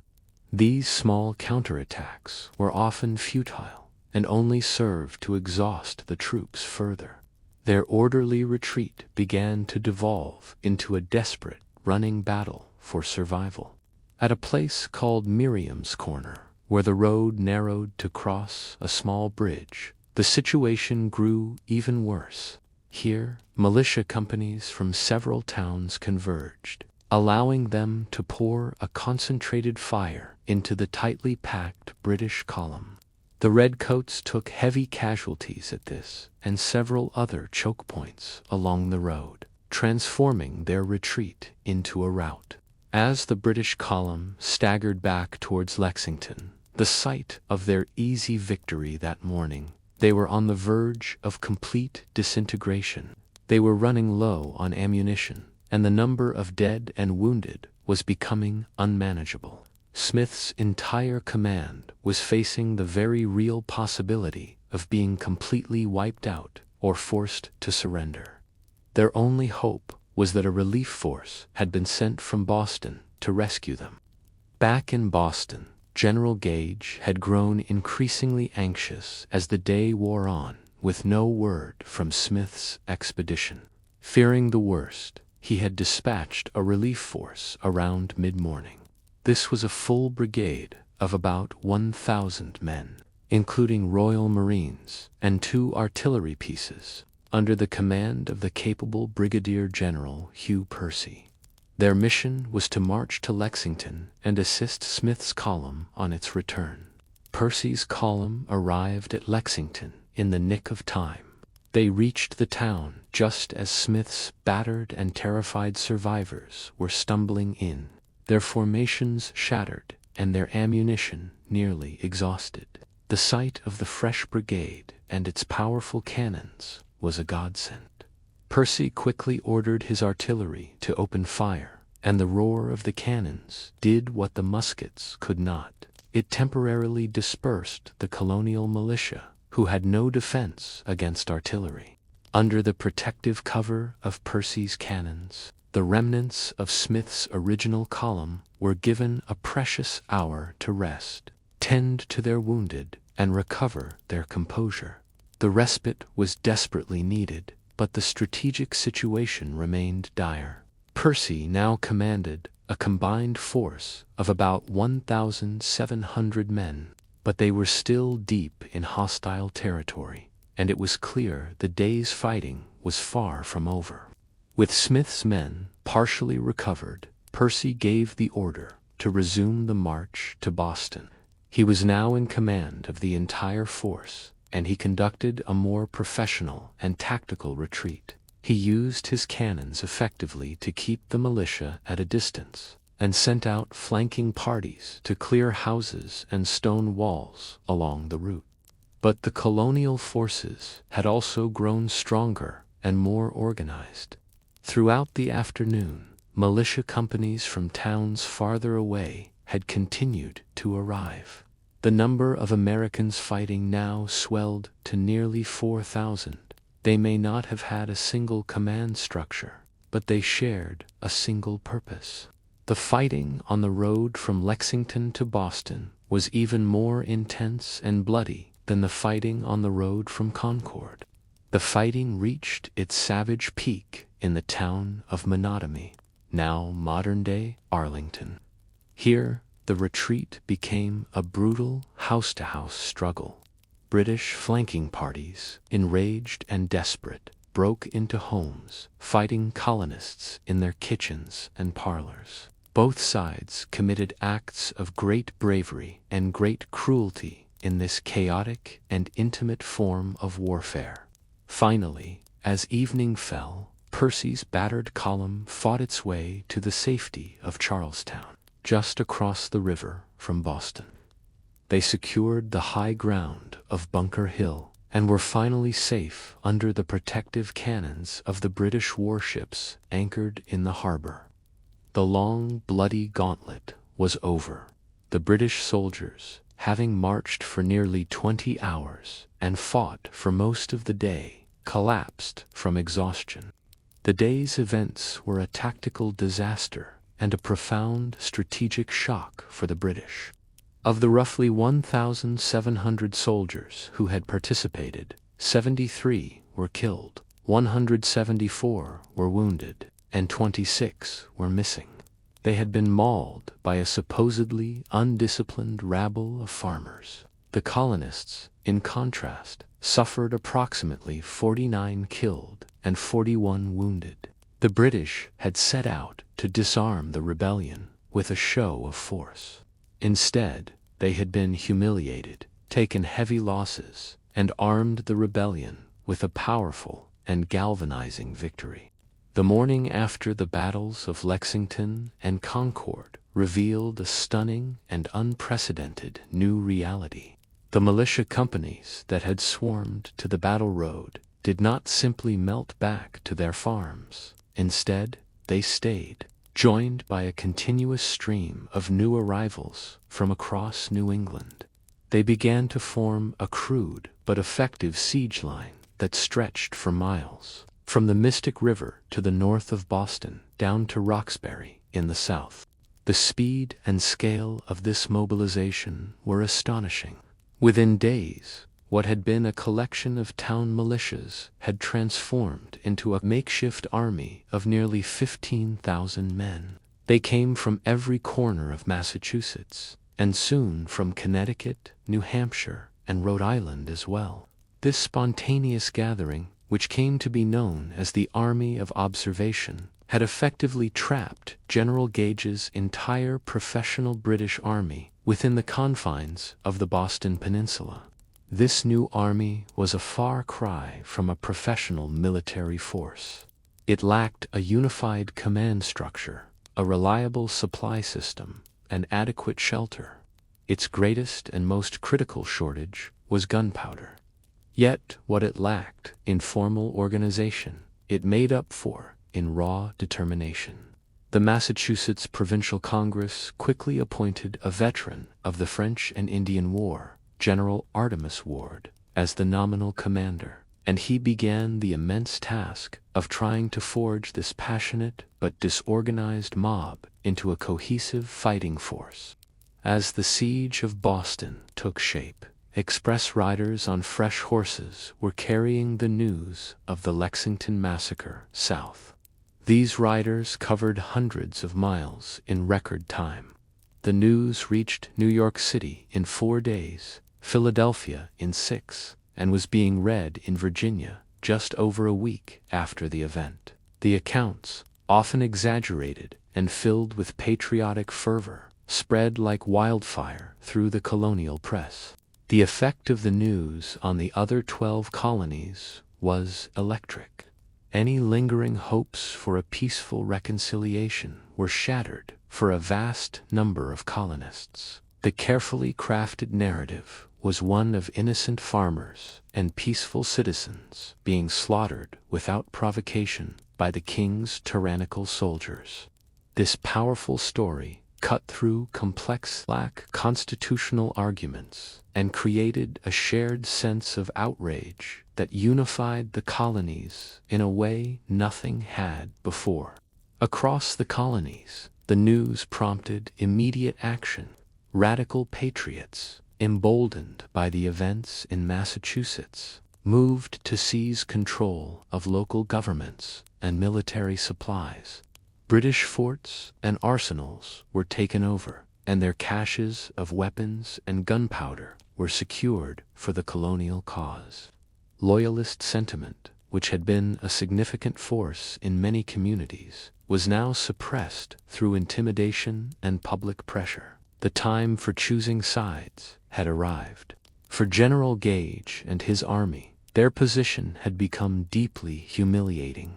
They were the representatives of the world's greatest military power, yet they were now prisoners in a provincial city, besieged by an army of amateurs they had long held in contempt. They controlled Boston and its harbor, thanks to the Royal Navy. But they could not move a single soldier beyond the siege lines without risking another bloody confrontation. The news of Lexington and Concord arrived in Philadelphia just as delegates were beginning to gather for the Second Continental Congress, which had been scheduled to convene in May. The context for this meeting had been transformed. They were no longer assembling to draft petitions and organize boycotts. They were now arriving in a city buzzing with news of war. Their task was no longer to protest British policy, but to lead a continent in an active armed rebellion against the crown.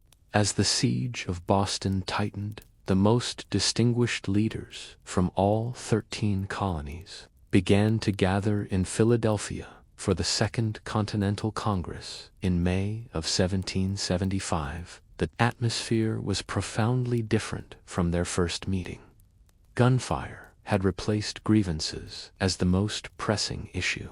This was no longer a body for protest and petition. It was now, by necessity, a de facto war government for a continent in revolt. New, influential figures arrived, including Benjamin Franklin, just returned from a long diplomatic mission in London, and a young, eloquent Virginian named Thomas Jefferson.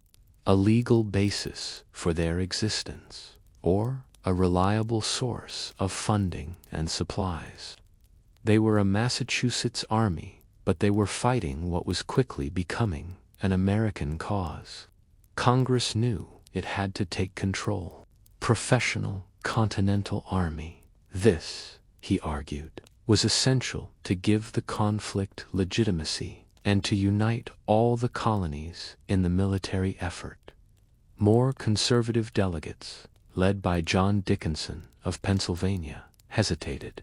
They still clung to the hope of reconciliation and feared that creating a formal army was an irreversible step towards all-out war and independence. After intense debate, the moderate and radical delegates forged a consensus. On June 14, 1775, Congress officially authorized the creation of the Continental Army, transforming the New England militia into a force representing all 13 colonies. They also approved the raising of new rifle companies from Pennsylvania, Maryland, and Virginia to join the siege. The choice was not simple, as it was as much a political decision as a military one. All eyes turned to one man. George Washington had attended the Congress wearing his full military uniform, a clear and deliberate signal of his willingness to serve. At 43, he was a commanding figure, possessed of a quiet dignity and a reputation for steadfastness. Appointing a Southerner to command what was then a purely New England army would be a powerful symbol of continental unity. It would bind the powerful Southern colonies, especially Virginia, more tightly to the cause.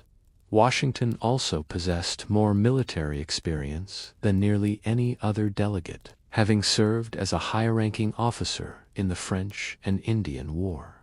His experience, though marked by both successes and failures, had given him invaluable lessons in leadership and logistics.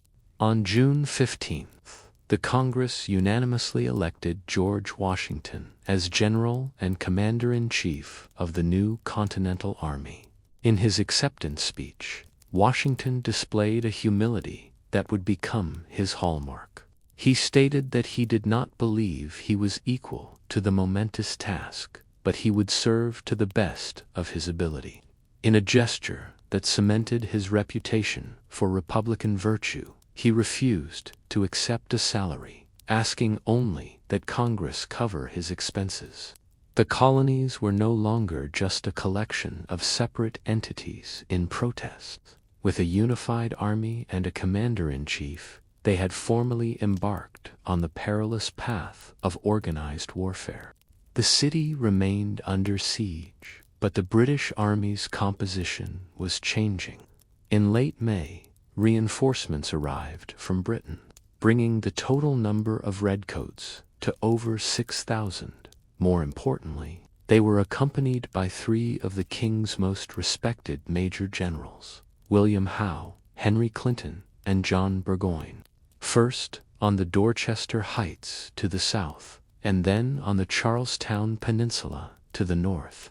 From these high points, they could use their artillery to dislodge the rebel army. The British generals made little secret of their intentions and word of their plan. Scheduled to begin on June 18th, was soon leaked to the colonial leaders by their extensive spy network within the city. The Massachusetts Committee of Safety knew they had to act preemptively. They made the bold decision to seize and fortify the high ground on the Charlestown Peninsula before the British could. His orders were explicit: march on to the Charlestown Peninsula under the cover of darkness and erect fortifications atop Bunker Hill, the highest point on the peninsula, and muskets across the narrow causeway that connected the peninsula to the mainland. The British warships anchored in the harbor, including the formidable HMS Lively, were so close that the soldiers could hear the sentries aboard calling out "All's well" throughout the night. The colonists maintained strict silence, knowing that discovery would bring a catastrophic naval bombardment down upon them. They decided to bypass the taller, more defensible Bunker Hill instead. They began to lay out their fortifications on a lower, more exposed hill that was closer to Boston, known as Breed's Hill. On the crest of Breed's Hill, the work was grueling, and the men were keenly aware that they were in a race against time. They knew that when the sun rose, their position would be completely exposed to the guns of the British fleet and the army in Boston. The sound of the naval cannons shattered the morning calm, alerting the entire British army in Boston that the colonists had seized the strategic high ground right under their noses. The stage was now set for the first major battle of the American Revolution. The British naval bombardment that began at dawn proved to be largely ineffective. The cannons of the fleet and the batteries in Boston could certainly reach the colonial position, but the shots had little impact on the hastily constructed but surprisingly resilient earthen walls of the redoubt. The colonists, though shaken by the thunderous noise, hunkered down and continued to improve their defenses, largely unharmed by the barrage. In Boston, the British generals held an urgent council of war. They were stunned by the rebels' audacity, but remained supremely confident in the superiority of their professional troops. General Henry Clinton proposed a clever flanking maneuver: land troops on the narrow Charlestown Neck to cut off the colonists' only route of retreat, trapping them on the peninsula. However, the prevailing opinion, championed by General William Howe, was one of pure, contemptuous aggression. To Howe and the others, the colonial militia was a rabble of untrained farmers who would surely flee at the first sight of a disciplined bayonet charge. They believed a direct, frontal assault was not only the quickest way to dislodge the rebels, but was also necessary to teach them a bloody lesson and crush their morale. It was a matter of professional pride. The idea that this makeshift army could stand up to a proper assault by British regulars was, to them, unthinkable. The decision was made for a full frontal attack. The preparations for the assault took several hours, transporting over 2,000 soldiers, along with their equipment and artillery, across the Charles River in longboats was a slow and methodical process. This long delay, conducted in full view of the colonists on the hill, gave the Americans crucial extra time to dig in, extend their defensive lines, and receive reinforcements. While the British assembled, the colonial defenses grew stronger. To protect the redoubt's vulnerable flank, the colonists extended a line from the fort down the side of the hill to the banks of the Mystic River. Here, they took advantage of a simple rail fence, stuffing it with freshly mown hay, rocks, and dirt to create a crude but effective breastwork. This crucial part of the line was manned by battle-hardened reinforcements from New Hampshire, led by the veteran commander, Colonel John Stark. Inside the main redoubt, ammunition was critically low. The colonial soldiers had a limited number of rounds per man. Colonel Prescott knew that their only chance of survival depended on making every single shot count. He walked among his nervous men, offering words of encouragement and issuing what would become one of the most legendary commands in American military history: "Don't fire until you see the whites of their eyes." By mid-afternoon, the British force was finally assembled and ready. Under the command of General Howe, approximately 2,200 regulars began their advance. It was a terrifyingly beautiful sight, a classic 18th-century European assault. The redcoats marched in perfect, disciplined lines, their bright uniforms and polished bayonets a stark contrast to the green grass of the hill. They advanced slowly, deliberately, the beat of their drums setting the pace, a tide of red intended to intimidate the amateur defenders into a panicked flight. Image, from the perspective of a colonial farmer behind the earthwork, aiming his musket as the red line of British soldiers grows ever larger and closer. Inside the redoubt and behind the rail fence, the colonists waited. They watched in disciplined silence as the seemingly unstoppable wave of British infantry came closer and closer. They held their fire, obeying Prescott's command, their knuckles white as they gripped their muskets. The fate of the battle, and perhaps the Revolution itself, would be decided in the next few moments. The British lines advanced to within 50 yards, then 40, then 30. The colonial defenders, holding their nerve with incredible discipline, waited for the command. Then it came. A wave of fire and smoke exploded from the redoubt and the rail fence. The colonists, firing into the tightly packed ranks of the British regulars, unleashed a devastating volley. The effect was catastrophic. Whole platoons of British soldiers were wiped out where they stood. The front ranks of the assault were annihilated. The regulars, who had expected the militia to run, were stunned by the ferocity and accuracy of the colonial fire. Their perfect formations dissolved into chaos. Those who were not hit stood in shock for a moment before turning and fleeing in a panicked, disorganized retreat back down the slope of the hill. The first assault had been a bloody and humiliating failure.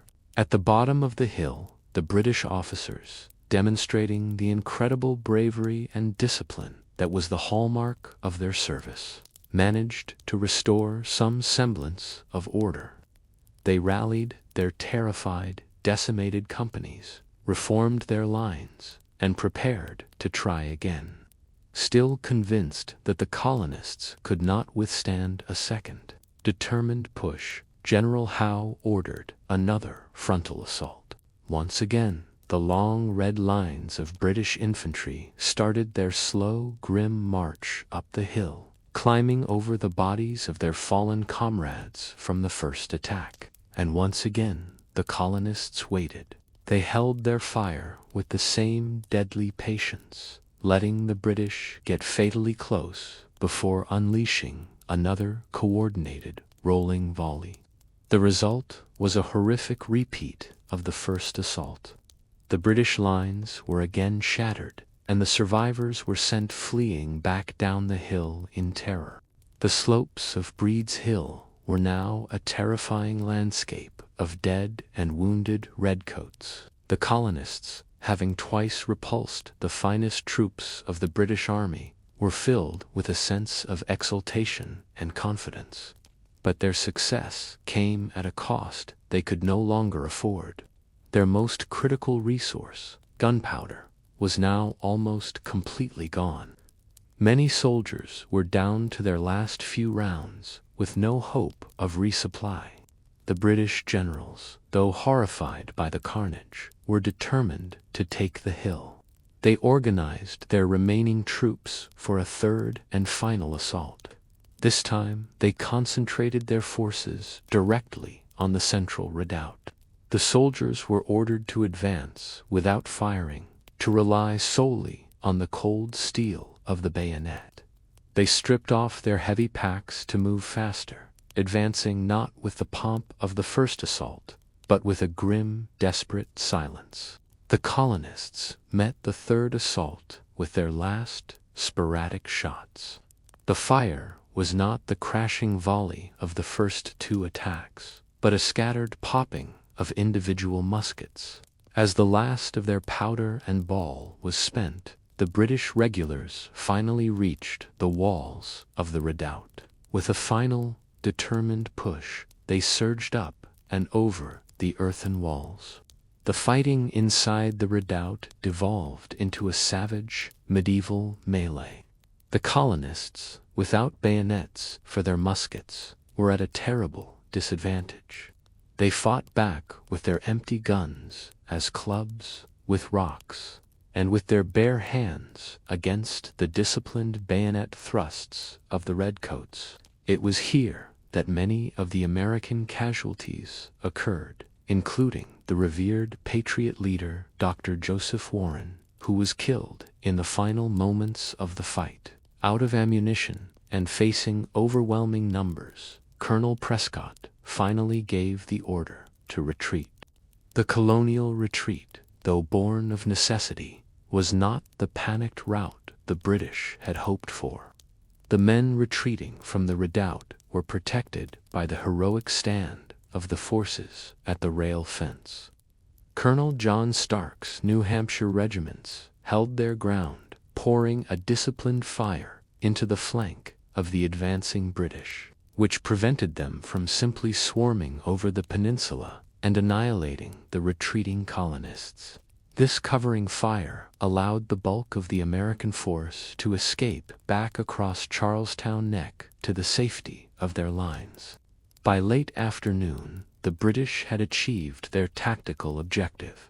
They were in possession of the Charlestown Peninsula.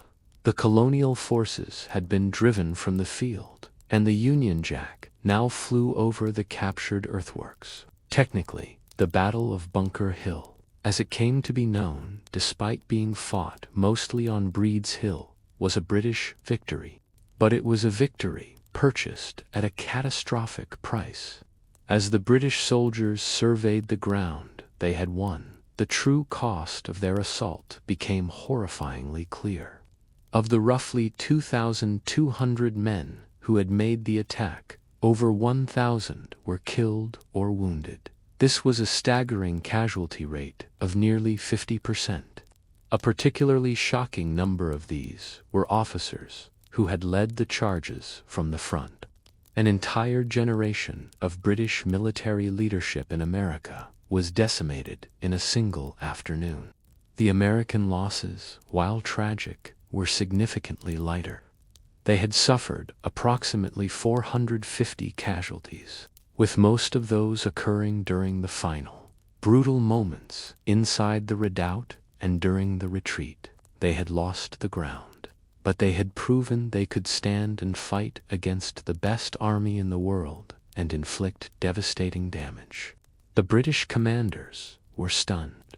The contempt they had held for the colonial militia had evaporated, replaced by a grim and sober respect.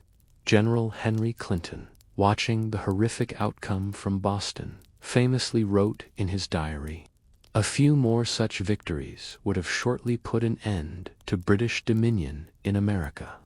He understood immediately that winning battles at this cost was a strategic death sentence. Strategically, the battle changed very little. The British had won the peninsula, but they remained besieged in Boston. The American lines simply pulled back and solidified their positions. The British had gained a small patch of territory, but they had not broken the siege. Their army was now significantly weaker and more demoralized than it had been before the battle. The psychological impact of the battle was immense and far-reaching. For the British, it was a sobering lesson that this would not be an easy rebellion to crush. They had learned that the Americans would fight with courage and skill, and that subduing them would require a long, bloody, and expensive war. For the Americans, the battle was a tremendous moral victory. Though they had been forced to retreat, they had met the British regulars on their own terms, and had fought them to a standstill until their ammunition ran out. The Battle of Bunker Hill became a powerful symbol of American resolve. It proved to the colonists and to the world that their volunteer army of farmers and artisans was capable of standing up to the might of the British Empire. The story of their heroic defense and the devastating price they exacted from the British became a rallying cry that would inspire the revolutionary cause through the long and difficult years of war that were still to come.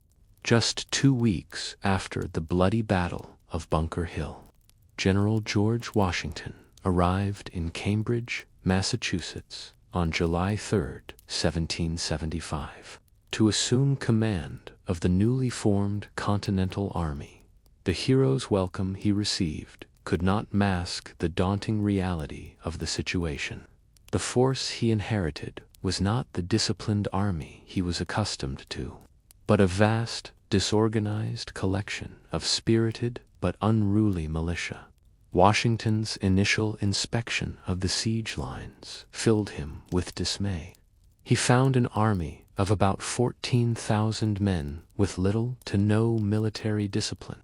Units from different colonies refused to cooperate with one another, still identifying as men of Massachusetts or Connecticut rather than as soldiers of a united continent. The camps were filthy, with appalling sanitation that posed a greater threat of disease than the British Army did. It was, in his words, a mixed multitude of people, under very little discipline, order, or government. The most critical and terrifying discovery was the Army's catastrophic shortage of supplies. Washington was shocked to learn that the Army possessed less than 10,000 pounds of gunpowder. This was barely enough for 9 rounds per man, a dangerously small amount that made any offensive action impossible and left the entire army vulnerable to a concerted British attack. The new commander-in-chief had to conceal this dire secret even from his own officers to prevent widespread panic. Imposing discipline on these fiercely independent New Englanders proved to be one of his greatest challenges. These were not peasant conscripts from Europe. They were free men who had grown up in a culture of democratic decision-making. They elected their own officers and viewed unquestioning obedience as a form of tyranny, the very thing they were fighting against. Washington, a Virginia aristocrat, accustomed to a more hierarchical society, had to slowly and carefully introduce the professional military standards that were essential for the Army's survival. Despite the immense challenges, Washington immediately set to work. He began the long and arduous process of transforming the mob into an army. He established a clear chain of command, designed new fortifications, instituted regular drills to improve tactical cohesion, and enforced strict new sanitary regulations to combat the spread of disease. His commanding presence and unwavering determination slowly began to forge a new sense of purpose and order.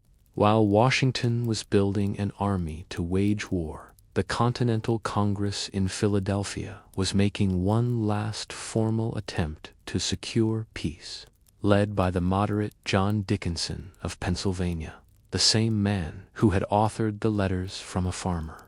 Congress drafted what became known as the Olive Branch Petition.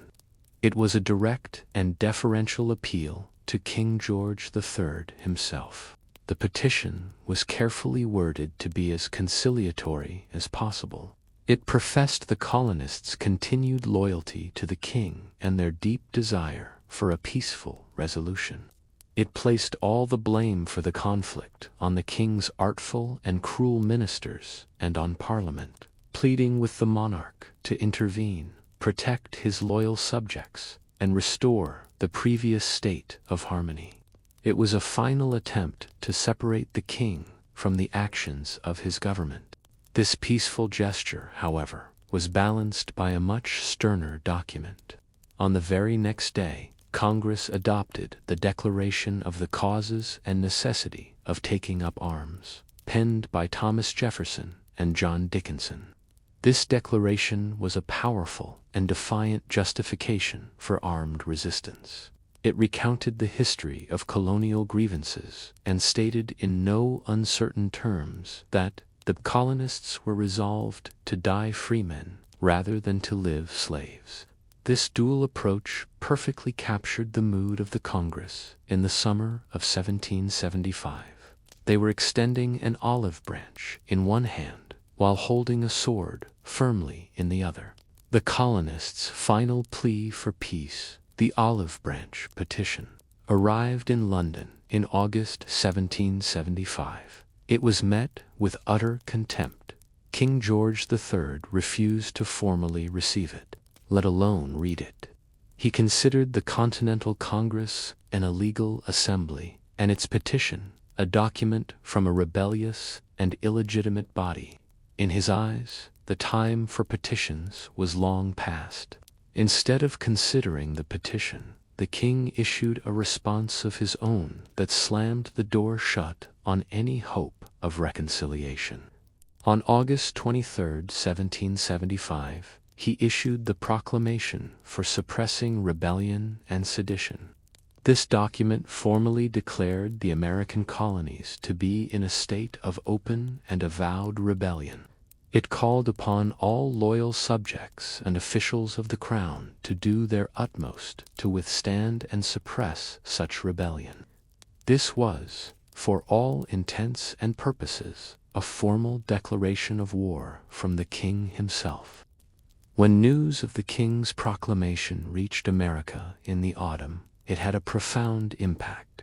It shattered the lingering hope among many colonists that the king was a benevolent figure being misled by his ministers. The proclamation proved that the king himself was leading the charge against them. This effectively destroyed the position of the moderates in Congress and greatly strengthened the hand of the radicals who had been arguing all along that independence was the only path forward. With the prospect of a long war now a certainty, the Continental Congress turned its attention to a pressing strategic threat: Canada. They feared that the British would use their base in Quebec as a staging ground for a full-scale invasion, striking south along the traditional route of Lake Champlain and the Hudson River to cut New England off from the rest of the colonies. To prevent this, Congress made an incredibly ambitious and ultimately fateful decision to launch a preemptive invasion of Canada. The American plan was a daring, two-pronged assault. One force, under the command of the Irish-born General Richard Montgomery, would advance north from Fort Ticonderoga in New York, up Lake Champlain, with the goal of capturing Montreal. A second, smaller force, commanded by the charismatic and aggressive Colonel Benedict Arnold, would attempt a much more difficult and audacious route, a trek through the vast uncharted wilderness of Maine to launch a surprise attack on the capital city of Quebec itself. Montgomery's campaign began with promising success. He advanced into Canada, captured several key British forts, and in November of 1775, he took the city of Montreal without a major fight. His victory seemed to suggest that the invasion might be easier than anticipated, and he prepared to move his army down the St. Lawrence River to join Arnold for the main assault on Quebec. Benedict Arnold's expedition, however, was a journey into a frozen hell. His force of about 1,100 men had to navigate through dense forests, across treacherous rivers, and over freezing, swampy terrain. They were plagued by inaccurate maps, torrential rains, and dwindling supplies. The men were forced to eat their leather shoes and cartridge boxes to survive. Disease and starvation ravaged the column. It was an epic feat of human endurance, and a testament to Arnold's incredible leadership, that any of them survived at all. In early December, Arnold's ragged, starving survivors, now numbering only about 600, finally emerged from the wilderness and stood before the formidable walls of Quebec. They were soon joined by Montgomery's force from Montreal. Together, their combined army numbered less than 1,000 effective soldiers. They were a small, weary, and ill-equipped force facing a well-fortified city garrisoned by professional soldiers in the depths of a brutal Canadian winter. Their plan was to launch a desperate, all-or-nothing assault on New Year's Eve. Outside the walls of Quebec, the small American army faced a desperate situation. Their enlistments were set to expire at the end of the year, and they knew their only chance of victory was a single, decisive blow. Montgomery and Arnold devised a risky plan for a two-pronged assault on the city's lower town, to be launched under the cover of a blizzard on the night of New Year's Eve, 1775. Montgomery would lead his force against the southern side, while Arnold attacked the northern barricades. They hoped to link up and then storm the heavily fortified upper town. As planned, a fierce blizzard descended on Quebec that night, providing the Americans with the concealment they needed. But the storm was a double-edged sword, creating immense confusion and disorganization as the two columns began their separate, coordinated attacks. In the blinding snow and biting wind, maintaining command and control was nearly impossible. The southern prong of the attack, led by General Montgomery, met with immediate and catastrophic disaster. As his men successfully cut through the first wooden palisade and advanced on a fortified blockhouse, they were met by a hail of grape-shot and musket fire from the Canadian militia defenders. General Montgomery was killed instantly in the first volley, struck down along with several of his key officers. The sudden loss of their commander completely broke the morale of his troops, who almost immediately faltered and then fled in a disorganized retreat.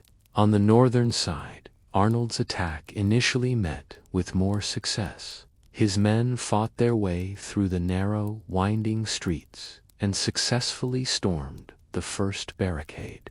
But in the opening moments of this assault, Colonel Arnold himself was struck in the leg by a musket ball, the wound shattering his bone. Incapacitated by the severe injury, he was forced to be carried from the battlefield, leaving his column without its charismatic and experienced commander.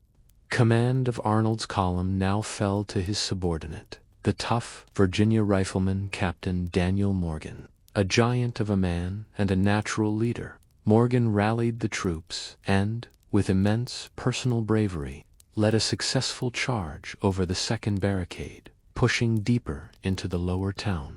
For a moment, it seemed as if victory might still be possible, but Morgan's men were now isolated and deep inside the city's defenses. With Montgomery's attack having failed completely, the British commander, General Guy Carleton, was able to shift all of his forces to confront Morgan's single column. The Americans were soon surrounded and trapped in the labyrinthine streets of the lower town. For hours, they fought a desperate house-to-house battle, but they were outnumbered, and their wet gunpowder was becoming useless in the continuing storm. By morning, their situation was hopeless, with no hope of reinforcement or escape. Daniel Morgan and the several hundred surviving soldiers of his command were forced to surrender. The Battle of Quebec had been an unmitigated disaster for the American cause. The aftermath was devastating. Montgomery, one of the Americans' most promising early generals, was dead.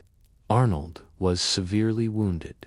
A significant portion of their army was now in British captivity. The survivors, under Arnold's command from a hospital bed, attempted to maintain a weak and ineffective siege of the city through the brutal winter. But when British naval reinforcements arrived, with thousands of fresh troops in the spring of 1776, the American campaign collapsed entirely. The battered army was forced into a long and humiliating retreat back to New York, ending forever the dream of Canada joining the Revolution as the 14th colony. While the disastrous Canadian campaign was unfolding in the North, General Washington's Continental Army remained locked in a long and frustrating stalemate outside Boston.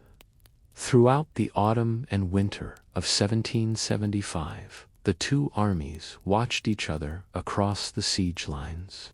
Washington continued the difficult work of forging his militia into a disciplined army, but he was stymied by a critical weakness. he lacked the heavy artillery needed to dislodge the British from their powerful fortifications in the city.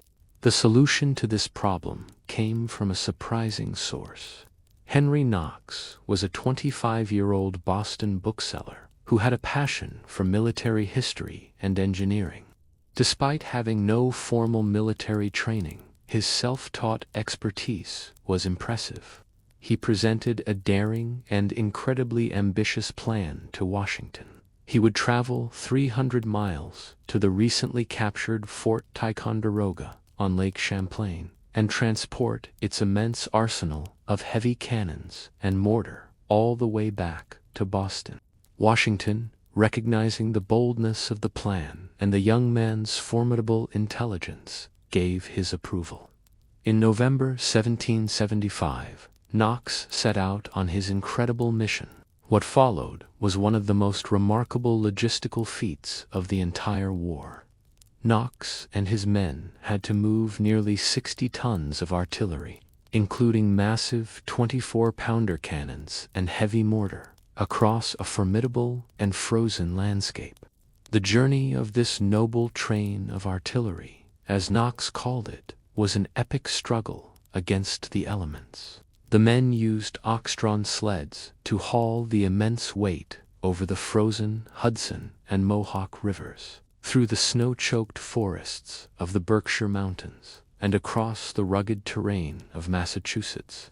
They faced blizzards, thaws that threatened to drop the cannons into icy rivers, and the immense physical challenge of moving such heavy objects with only basic equipment and animal power. Through sheer ingenuity and relentless determination, Henry Knox completed his mission. In late January of 1776, the long train of over 50 cannons and mortar arrived in the American camp outside Boston.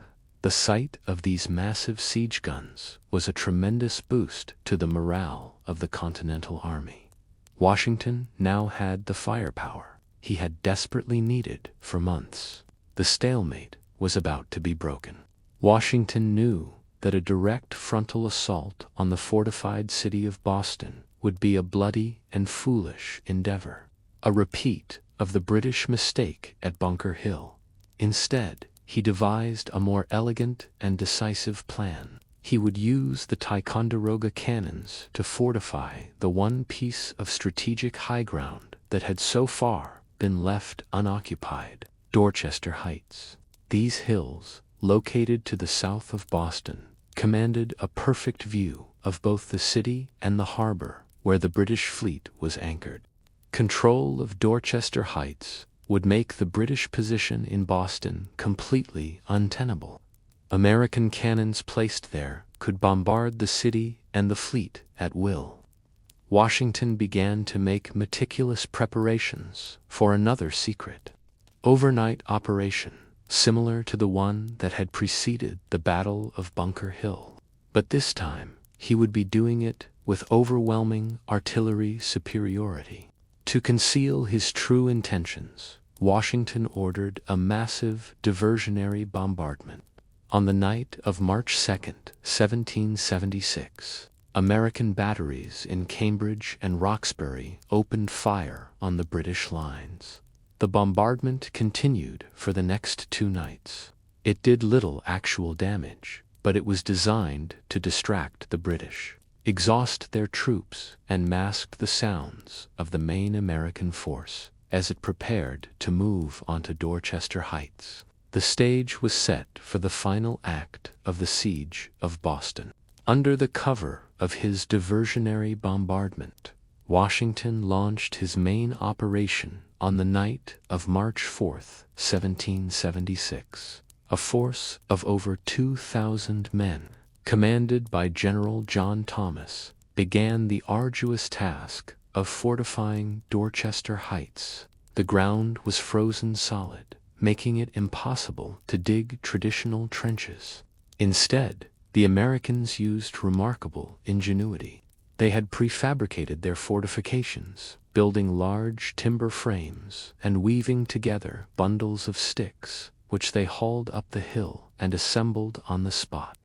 When the sun rose over Boston on the morning of March 5th, the 6th anniversary of the Boston Massacre, the British were met with a sight that filled them with disbelief and horror. The empty hills of Dorchester Heights had been transformed overnight. They were now crowned with formidable fortifications, bristling with the heavy cannons from Ticonderoga, all aimed directly at the city of Boston and the Royal Navy fleet anchored in the harbor. The feat of engineering and labor was so astonishing that the British commander, General William Howe, who had replaced Gage, was said to have exclaimed, "My God, these fellows have done more work in one night than I could make my army do in 3 months." The shock of this overnight fortress was even greater than the one at Breed's Hill 9 months earlier, and the strategic implications were far more severe. The British position had become completely untenable from Dorchester Heights. Washington's cannons could rain down a destructive fire on the British troops in the city and, more critically, on the entire British fleet in the harbor. The Royal Navy, the source of the Army's supply and its only means of escape, was now a sitting duck. General Howe was faced with a stark and terrible choice: order another, even bloodier assault than Bunker Hill, or abandon the city of Boston entirely. His professional pride and military honor demanded an attack. Howe could not bear the thought of being driven from the city by a rebel army he still considered an undisciplined mob. He grimly made plans for an immediate amphibious assault on the heights, ordering 2,400 men to prepare for the attack. The Americans, seeing the preparations, braced themselves for a ferocious battle. But then the weather intervened. On the night the assault was planned, a tremendous storm, what a local minister called a hurricane, descended upon Boston. The storm raged all night, with torrential rain and violent winds that made it impossible for the British to launch their assault boats.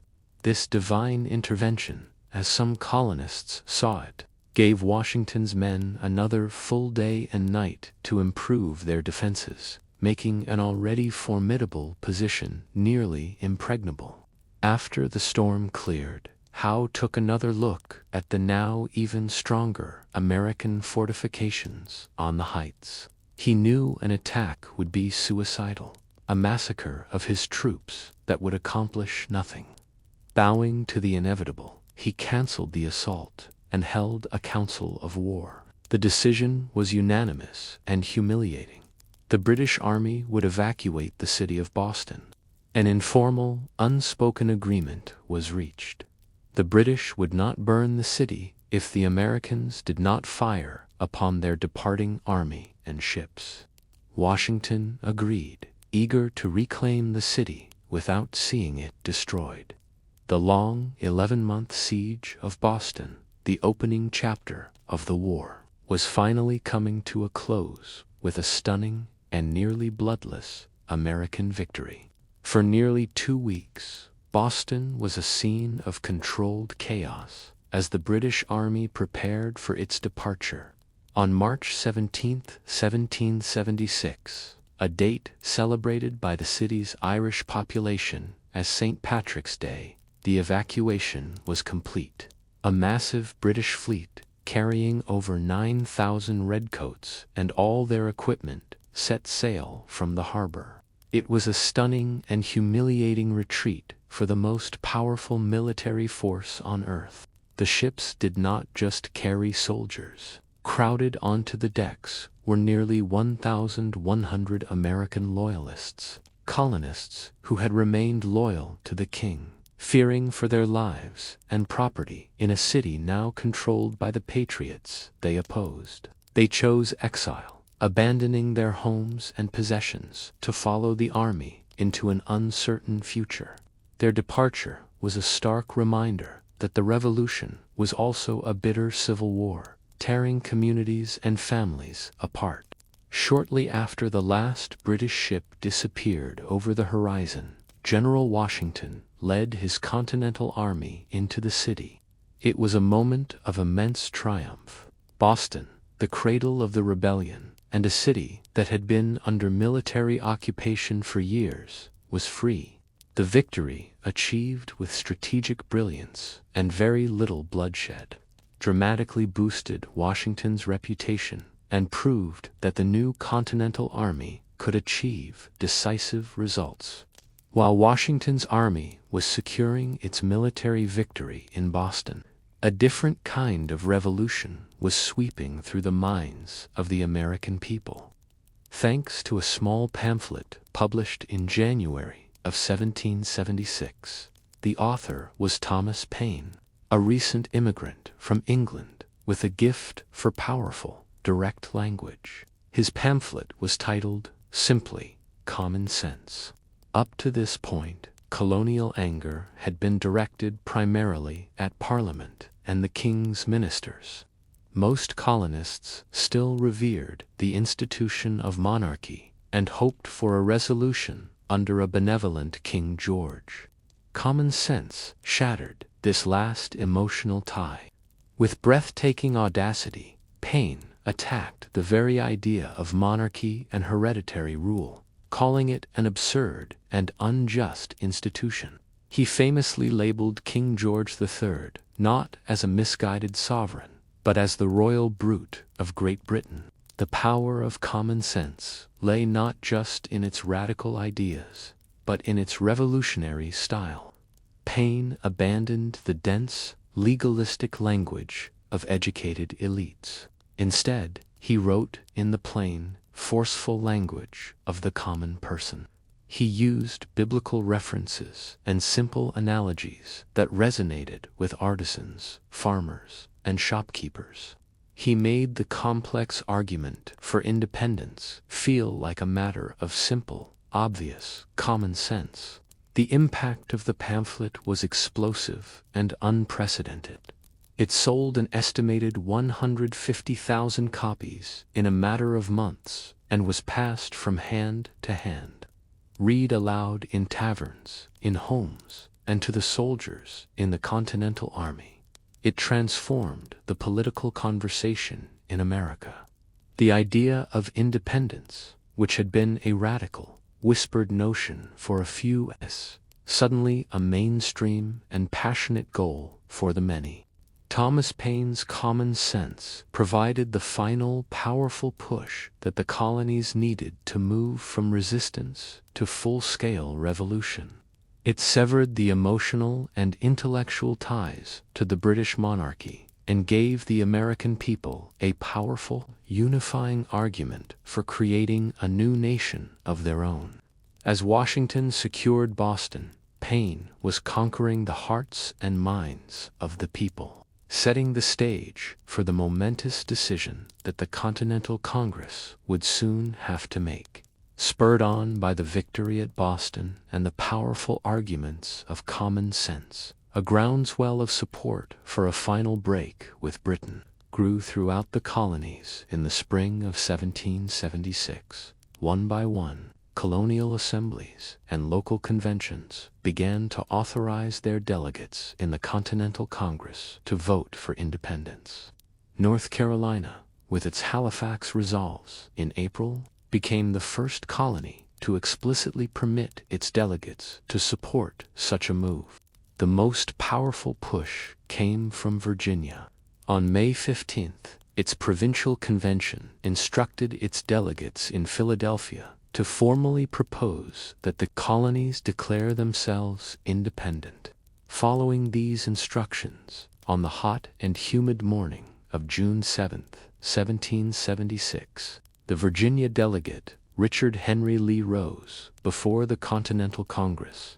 Lee introduced a simple but explosive three-part resolution.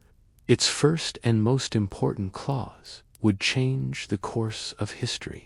Resolved that these united colonies are, and of right ought to be, free and independent states, that they are absolved from all allegiance to the British Crown, and that all political connection between them and the state of Great Britain is, and ought to be, totally dissolved. This was it. The question of independence was now formally on the table. The resolution sparked an immediate and intense debate. The delegates were not of one mind. The New England colonies and Virginia were strongly in favor, but a significant block of delegates, particularly from the crucial middle colonies of Pennsylvania, New York, Maryland, and Delaware, were not yet ready to take such a final, irrevocable step. They argued for delay, still clinging to the faint hope of reconciliation and fearing the immense military and political challenges of creating a new nation. The proponents of independence, led by John Adams, understood that a declaration of this magnitude needed to be unanimous to be effective. A divided vote would send a signal of weakness to Great Britain and the world. They agreed to a strategic compromise. They would postpone the final vote on Lee's resolution for 3 weeks, giving the delegates from the hesitant colonies time to return home and receive new instructions from their local assemblies. However, they did not want to lose momentum. While the vote was postponed, Congress decided to appoint a committee to draft a formal declaration of independence. This document would be ready to go the moment Lee's resolution was approved. This committee of 5 consisted of some of the most brilliant minds in the colonies: John Adams of Massachusetts, Benjamin Franklin of Pennsylvania, Roger Sherman of Connecticut, Robert Livingston of New York, and a young, quiet delegate from Virginia named Thomas Jefferson. The committee then had to decide who among them would actually write the first draft. John Adams, despite being the most vocal champion of independence, insisted that Jefferson should be the one to do it. Adams argued that Jefferson was a Virginian, which was crucial for intercolonial unity, and that he possessed a unique eloquence and a felicity of expression. Jefferson, at only 33 years old, was known more for his powerful writing than his oratory.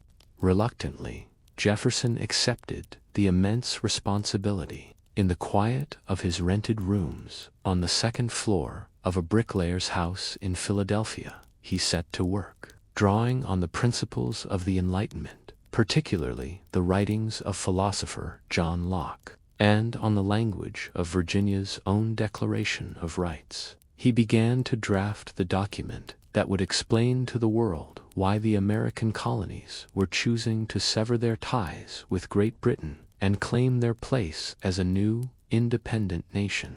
For 17 days, Thomas Jefferson worked tirelessly, drafting the document that would articulate the American mind. He divided his work into 3 essential parts. The first was a magnificent preamble, an assertion of natural law and human rights that would become one of the most famous passages in the English language. It began with the self-evident truths that all men are created equal and are endowed by their Creator with certain unalienable rights, including life, liberty, and the pursuit of happiness. The second and longest part of the document was a detailed list of grievances. This was the legal case for the Revolution.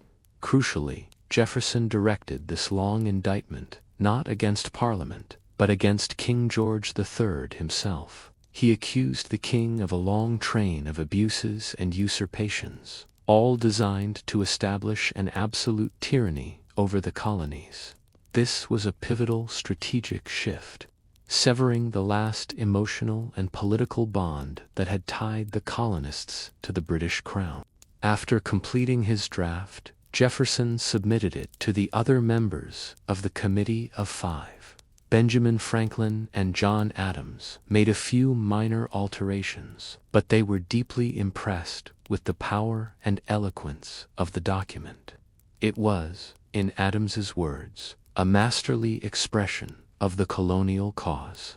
The draft was approved by the committee and prepared for presentation to the full Congress. On July 1st, as the 3-week waiting period came to an end, The Congress resolved itself into a committee of the whole to debate Lee's resolution for independence. John Dickinson, the patriot from Pennsylvania, made one last, powerful speech against the resolution. Not because he opposed independence in principle, but because he believed the declaration was dangerously premature. He argued they should first secure a foreign alliance and finalize the Articles of Confederation. John Adams then rose and delivered what was said to be the most passionate and powerful speech of his life in favor of an immediate declaration. The next day, July 2nd, 1776, the formal vote was taken. The resolution for independence passed with the affirmative votes of 12 colonies. New York, still awaiting instructions, abstained for the moment, but would add its approval a week later. The die was now cast. On July 2nd, the Continental Congress had officially severed the political ties with Great Britain. A jubilant John Adams wrote to his wife Abigail, predicting that the 2nd of July would be celebrated by succeeding generations as the great American holiday. Having voted for independence, the Congress then turned its attention to the formal declaration that Jefferson had drafted. For the next 2 days, the delegates debated the text, scrutinizing every word and phrase. For Jefferson, this process of editing by committee was excruciating. The delegates made dozens of changes, trimming his prose and altering his wording to make the document more concise and direct. The most significant and painful deletion came at the insistence of the delegates from South Carolina and Georgia. Jefferson, himself a slave owner, had included a passionate clause that condemned the transatlantic slave trade as a cruel war against human nature and blamed King George for forcing it upon the colonies. This passage was struck out entirely. It was a deeply ironic and tragic compromise, a concession to the institution of slavery made in a document declaring that all men are created equal, but it was deemed necessary to secure the unanimous support of all 13 colonies. Finally, on the evening of July 4th, 1776, the debates concluded. The Continental Congress formally adopted the final, edited text of the Declaration of Independence. The document that defined the birth of the United States of America was now official. It was ordered to be sent to the printer, John Dunlap, to be made into broadsides that could be sent to all the state assemblies and the Continental Army, proclaiming to the world the reasons for their momentous decision. The adoption of the Declaration of Independence was met with joyous and defiant celebrations throughout the newly declared states. The text, printed on broadsides, was read aloud in public squares to cheering crowds. Church bells rang out in celebration. In New York City, an exuberant crowd pulled down a large lead statue of King George III on horseback, a powerful symbolic act of severing ties with the monarchy. For a brief moment, the new nation was united in a wave of revolutionary fervor. But the euphoria could not mask the dire military reality. General Washington knew that the British evacuation from Boston was not an end to the war, but merely a strategic relocation. He correctly predicted that the British would target New York City as their next base of operations. Its magnificent deep-water harbor, central location, and access to the Hudson River made it the single most important strategic prize on the continent. Control of New York could allow the British to split the colonies in two. Anticipating this, Washington had moved the bulk of the Continental Army from Boston to New York in the spring of 1776. He began the immense and difficult task of preparing defenses for the city, a series of islands that was notoriously difficult to defend against an enemy with overwhelming naval superiority. His army of roughly 19,000 men, a mix of Continental regulars and inexperienced militia, worked frantically to build forts and earthworks in Manhattan, Brooklyn, and along the Hudson River. While the Americans were declaring their independence, the British were preparing their overwhelming response. In late June, the first ships of a massive British fleet appeared off the coast of New York. Over the next few weeks, the full scale of the British force was revealed. It was the largest expeditionary force the British Empire had ever assembled. A fleet of over 400 ships carrying more than 32,000 soldiers descended upon New York Harbor. Command of this immense force was in the hands of the Howe brothers. General William Howe commanded the army, which included thousands of highly disciplined German mercenaries, known as Hessians. His brother, Admiral Richard Howe, commanded the powerful Royal Navy fleet that gave the British total control of the seas. The sight of this forest of masts filling the harbor was designed to be a terrifying show of force, intended to awe the rebels into submission. The British made their first move by landing completely unopposed on Staten Island. They quickly established a massive base camp, allowing their full force to assemble and prepare for the main attack. From their fortified positions in Brooklyn and Manhattan, the American soldiers could only watch as this professional, perfectly equipped army, more than twice the size of their own, prepared to crush their fledgling nation. The Howe brothers, however, had a dual mission. They were not only commanders sent to wage war, they were also appointed as peace commissioners, empowered to offer pardons and negotiate a settlement. Before launching their attack, they attempted to open a dialogue with Washington, but their effort was doomed by a matter of protocol. They addressed their letters to George Washington, Esquire, refusing to acknowledge his title as general and the legitimacy of the Continental Army. Washington, understanding the crucial symbolism, politely but firmly refused to accept any communication that did not recognize his official position. The failed peace overture made it clear that the British still viewed the Americans not as a legitimate enemy, but as rebels who needed to be pardoned. With no hope for a negotiated settlement, the military conflict was now inevitable. The Continental Army, outnumbered and outmatched, braced for the coming storm. The battle for New York, which would prove to be one of the darkest chapters of the entire war for the American cause, was about to begin. The main American defenses for New York were centered on the formidable fortifications atop Brooklyn Heights. In front of this main line, Washington had posted a significant portion of his army along a wooded ridge known as the Heights of Guan. This ridge formed a natural defensive barrier, and the Americans guarded the main roads that passed through it. They believed their position was strong, but they had made a critical and ultimately fatal error. On the far eastern flank of their line, a remote pass known as the Jamaica Pass was left almost completely unguarded. The Americans, believing it to be too far out of the way for a major attack, had posted only a small patrol of 5 officers there. This single, crucial oversight would be the key to the entire battle. In the late evening of August 26, 1776, General Howe put his brilliant and complex battle plan into motion.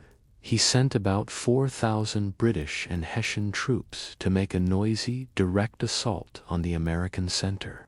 This was a feint, a diversion designed to fix the American defenders in place and convince them that this was the main British attack. While the Americans were preoccupied with this frontal assault, Howe executed his masterstroke. He personally led the main body of his army, a massive force of 10,000 men, on a long, silent night march. Guided by local loyalist farmers who knew the terrain, they swung far to the east, completely undetected, and headed straight for the unguarded Jamaica Pass. By dawn, they had successfully passed through it and were positioned directly behind the entire American defensive line. At sunrise on August 27th, a prearranged signal was fired. The British and Hessian forces in the center renewed their frontal assault, while Howe's massive flanking army simultaneously attacked the American positions from the rear. The American soldiers on the ridge, who thought they were in a strong defensive position, were suddenly caught in a massive trap. They were surrounded, with professional British troops attacking them from both the front and the back. The American lines almost instantly collapsed into chaos. Hopelessly outnumbered and outmaneuvered, entire regiments of inexperienced militia broke and fled in panic. The battle devolved into a desperate rout, with the British and Hessians relentlessly pursuing and capturing hundreds of terrified American soldiers. It was a complete and catastrophic failure of American generalship.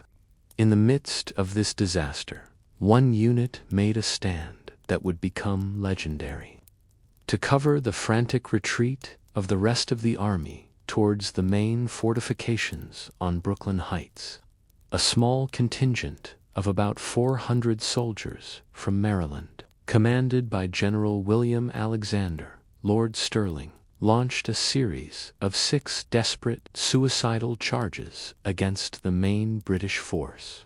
They were cut to pieces, with over 250 killed, but their sacrifice bought precious time for thousands of their comrades to escape. By the end of the day, the battle was over. It was a devastating defeat for the Continental Army. They had suffered over 1,000 casualties, with many of their best troops killed or captured.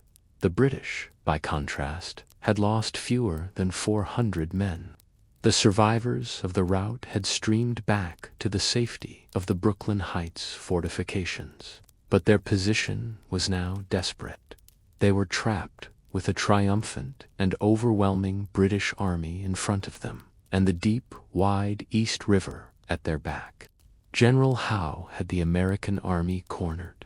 His troops were jubilant, and his officers urged him to order a final, decisive assault on the Brooklyn Heights fortifications to annihilate Washington's army and end the rebellion in a single stroke. But Howe was a cautious man, and the memory of the horrific casualties his army had suffered at Bunker Hill was still fresh in his mind. He was unwilling to order another bloody frontal assault against a fortified position. Instead of a direct attack, Howe opted for a more traditional and less costly approach. He ordered his men to begin digging siege trenches, slowly and methodically advancing their lines towards the American position. He was confident that a siege was a slow but certain path to victory. The Royal Navy controlled the water, and he believed he could simply starve Washington's army into submission or surrender. This decision, while prudent, gave Washington the one thing he desperately needed: time. Washington understood his predicament perfectly. A siege meant certain doom. At any moment, Admiral Howe's fleet could sail up the East River, which lay at the army's back, and cut off their only route of escape. His entire army, the last real hope for the revolution, would be trapped and forced to surrender. He knew he had to make an incredibly bold and risky move, and he had to do it immediately. Washington conceived a plan of breathtaking audacity.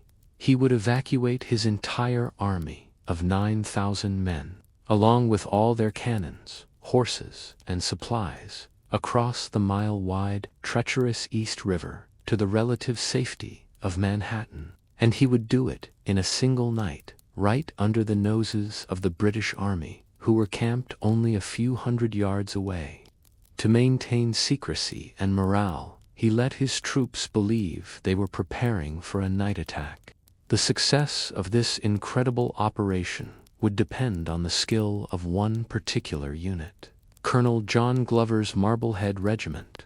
These were not soldiers, but tough, experienced fishermen and mariners from the coastal towns of Massachusetts. They were masters of the sea, and Washington entrusted them with the monumental task of ferrying the entire army across the dangerous, tide-swept river.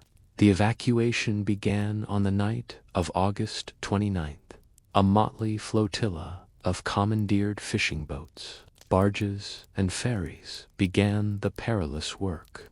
The operation was a logistical nightmare, conducted in near total silence and darkness. At first, a strong headwind and an outgoing tide made the crossing nearly impossible, and for a few desperate hours it seemed the operation would fail. But then the wind shifted, allowing the boats to make the crossing. As the night wore on, the evacuation proceeded with remarkable efficiency, but it was slow. As dawn approached, a significant portion of the army, including Washington and his staff, was still on the Brooklyn side, dangerously exposed. It seemed certain that the rising sun would reveal their retreat to the British, leading to a catastrophic attack on the last vulnerable units. And then something remarkable happened. A thick, dense fog rolled in off the Atlantic, completely obscuring the river and the Brooklyn shoreline. This providential fog, so thick that one could barely see a few yards ahead, was the miracle the army needed. It allowed the evacuation to continue, unseen by the British, well after daylight.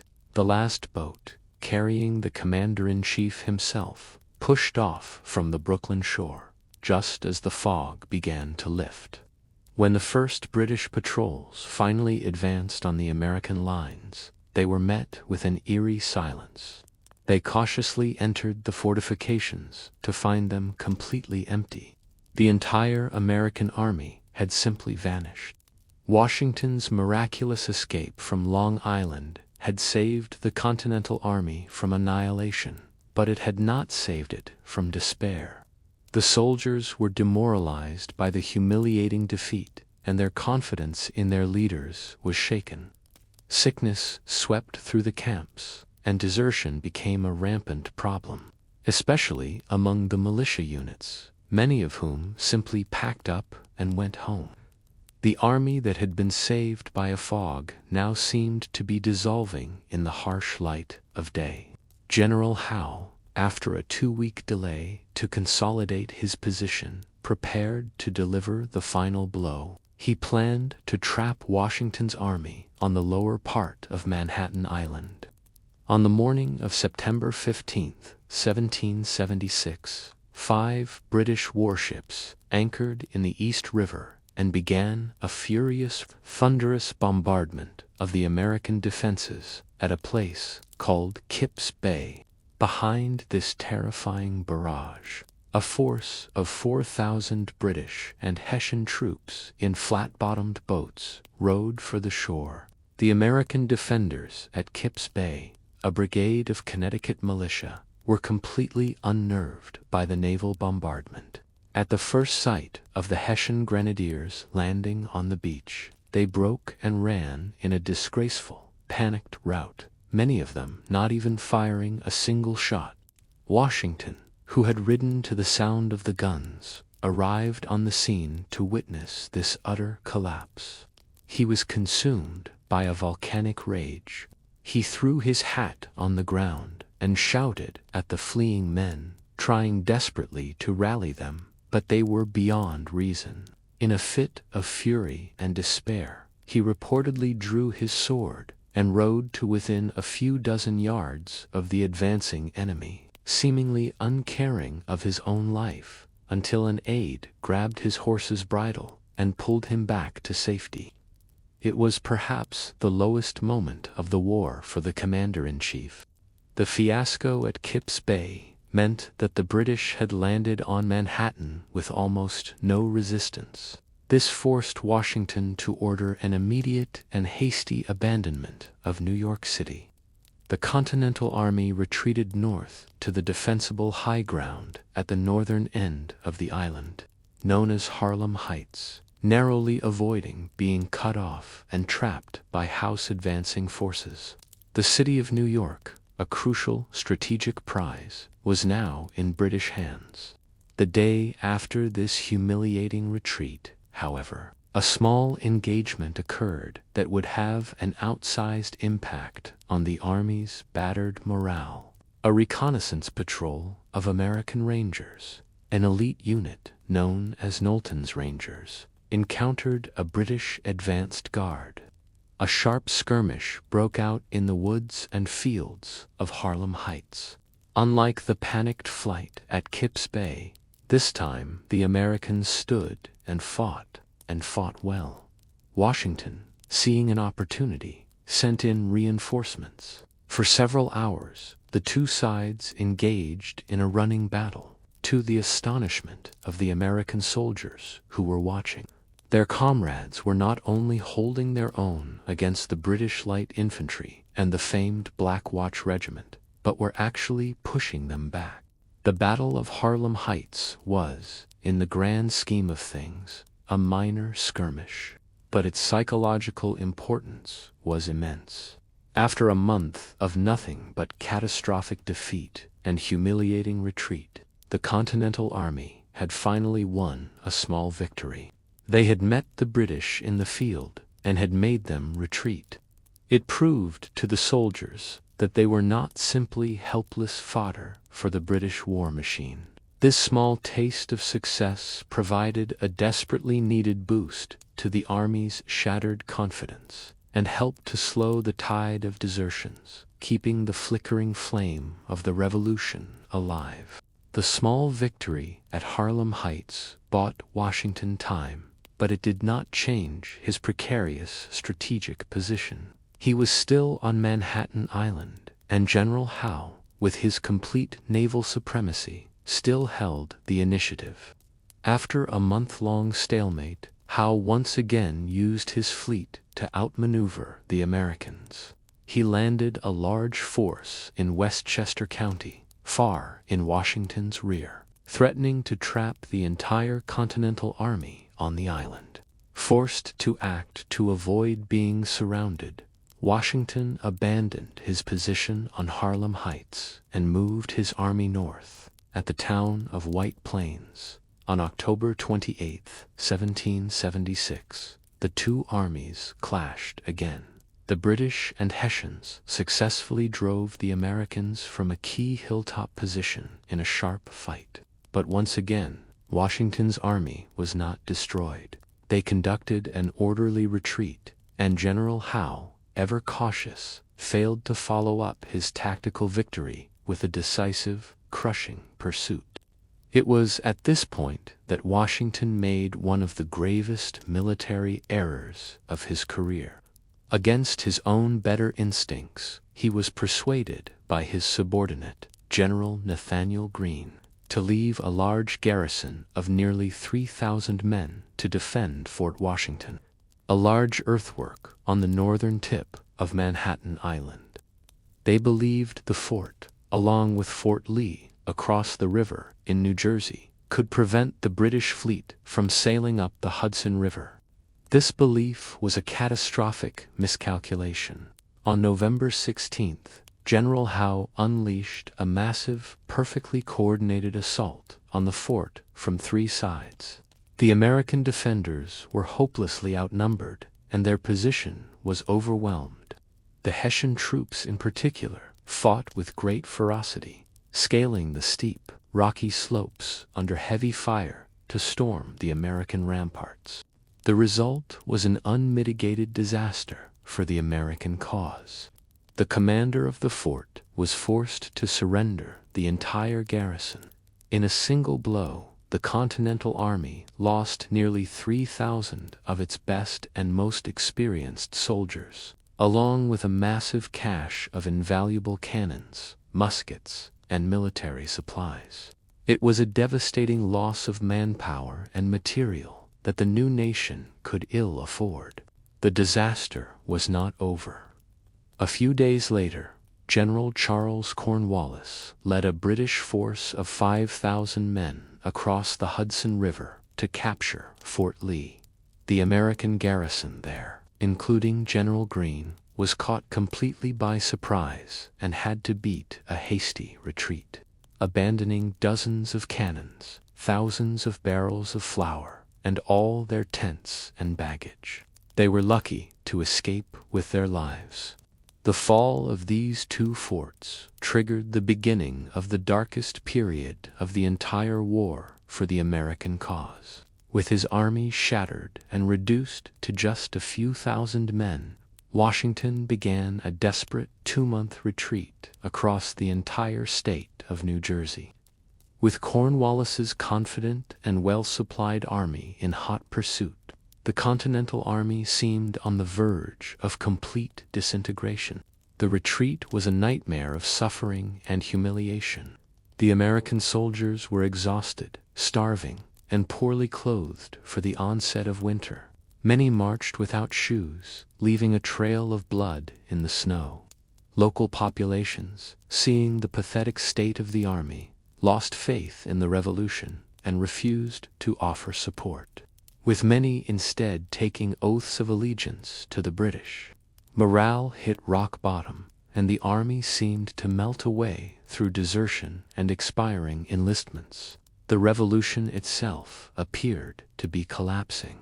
By early December of 1776, Washington's exhausted and depleted army finally reached the banks of the Delaware River. In a move of great foresight, Washington ordered his men to gather every boat they could find for 70 miles up and down the river. He ferried his small army, now numbering fewer than 3,000 effective soldiers, across to the relative safety of the Pennsylvania side. By securing all the boats, he put an impassable barrier between his men and the pursuing British army. Marching with this beleaguered army was the pamphleteer Thomas Paine. Witnessing the suffering and the crisis of faith around him, he once again took up his pen. On a drumhead by a campfire, he began to write a new series of pamphlets that would be called The American Crisis. Its famous opening words, read aloud to the soldiers, were a clarion call to perseverance. These are the times that try men's souls. The summer soldier and the sunshine patriot will, in this crisis, shrink from the service of their country. But he that stands it now deserves the love and thanks of man and woman. The British, confident that the rebellion was all but crushed, decided to halt their campaign for the winter. General Howe returned to New York, and he ordered General Cornwallis to establish a chain of outposts across New Jersey to hold the territory.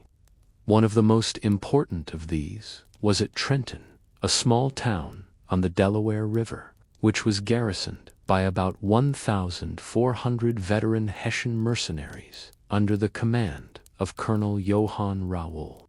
For Washington, the situation was beyond desperate. His army was on the verge of ceasing to exist. The enlistments for the majority of his remaining soldiers were set to expire on December 31st, with morale at rock bottom.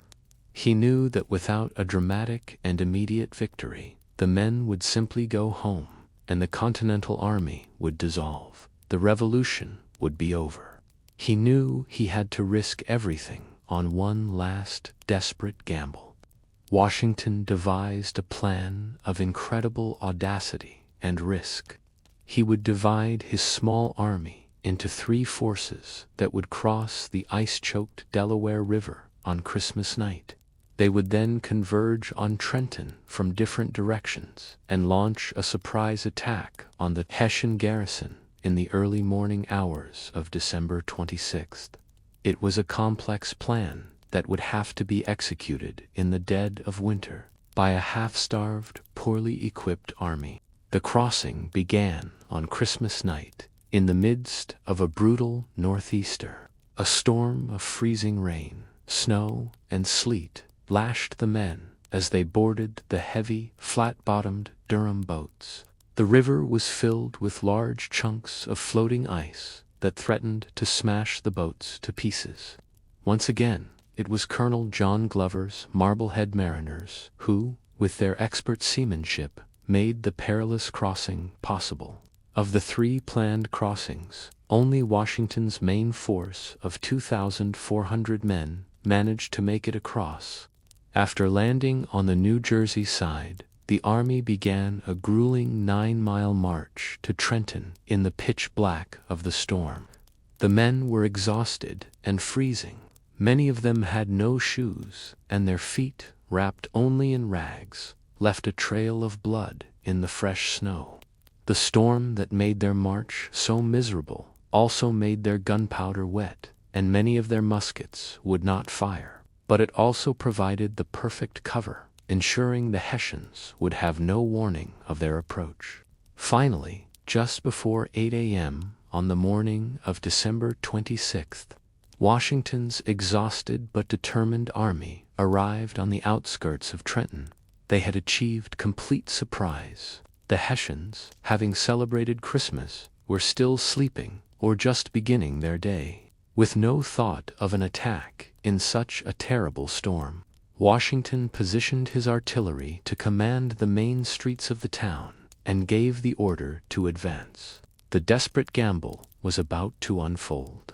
The American attack on Trenton began with a sudden and terrifying fury. As the Hessian sentries raised the alarm, the American artillery, which Henry Knox had expertly placed to command the 2 main streets of the town, opened fire. The cannons raked the streets with grapeshot, making it impossible for the Hessians to form their disciplined lines of battle. The surprise was absolute and overwhelming. The Hessians were thrown into complete chaos. Roused from their sleep, they stumbled out into the freezing storm to face a perfectly executed assault. Their commander, Colonel Johann Rowell, was a brave but reckless officer who had dismissed earlier warnings of a possible attack. While trying to rally his scattered regiments, he was struck by 2 musket balls and mortally wounded. With their leader down, the Hessians' command structure collapsed. As the artillery pinned the Hessians in the center of town, Washington's 2 columns of infantry descended from the north and west, closing the trap. They quickly seized the bridge over the Assunpink Creek, cutting off the Hessians' only route of escape to the south. The American forces systematically cleared houses and surrounded the disorganized Hessian regiments. The battle lasted less than 90 minutes. Surrounded, leaderless, and unable to form up for an effective defense, the Hessian commanders saw that their situation was hopeless. They surrendered their forces to the Americans. It was a stunning and unbelievably complete victory. Washington's army had captured nearly 900 Hessian soldiers, along with all their muskets, supplies, and cannons. In stark contrast, the Americans suffered almost no combat casualties. Washington knew his victory, however brilliant, put his army in a dangerous position. A powerful British force under General Cornwallis was not far away and would soon be seeking revenge. With 1,000 prisoners to manage and his own army exhausted from the night's exertions, Washington made the prudent decision to withdraw.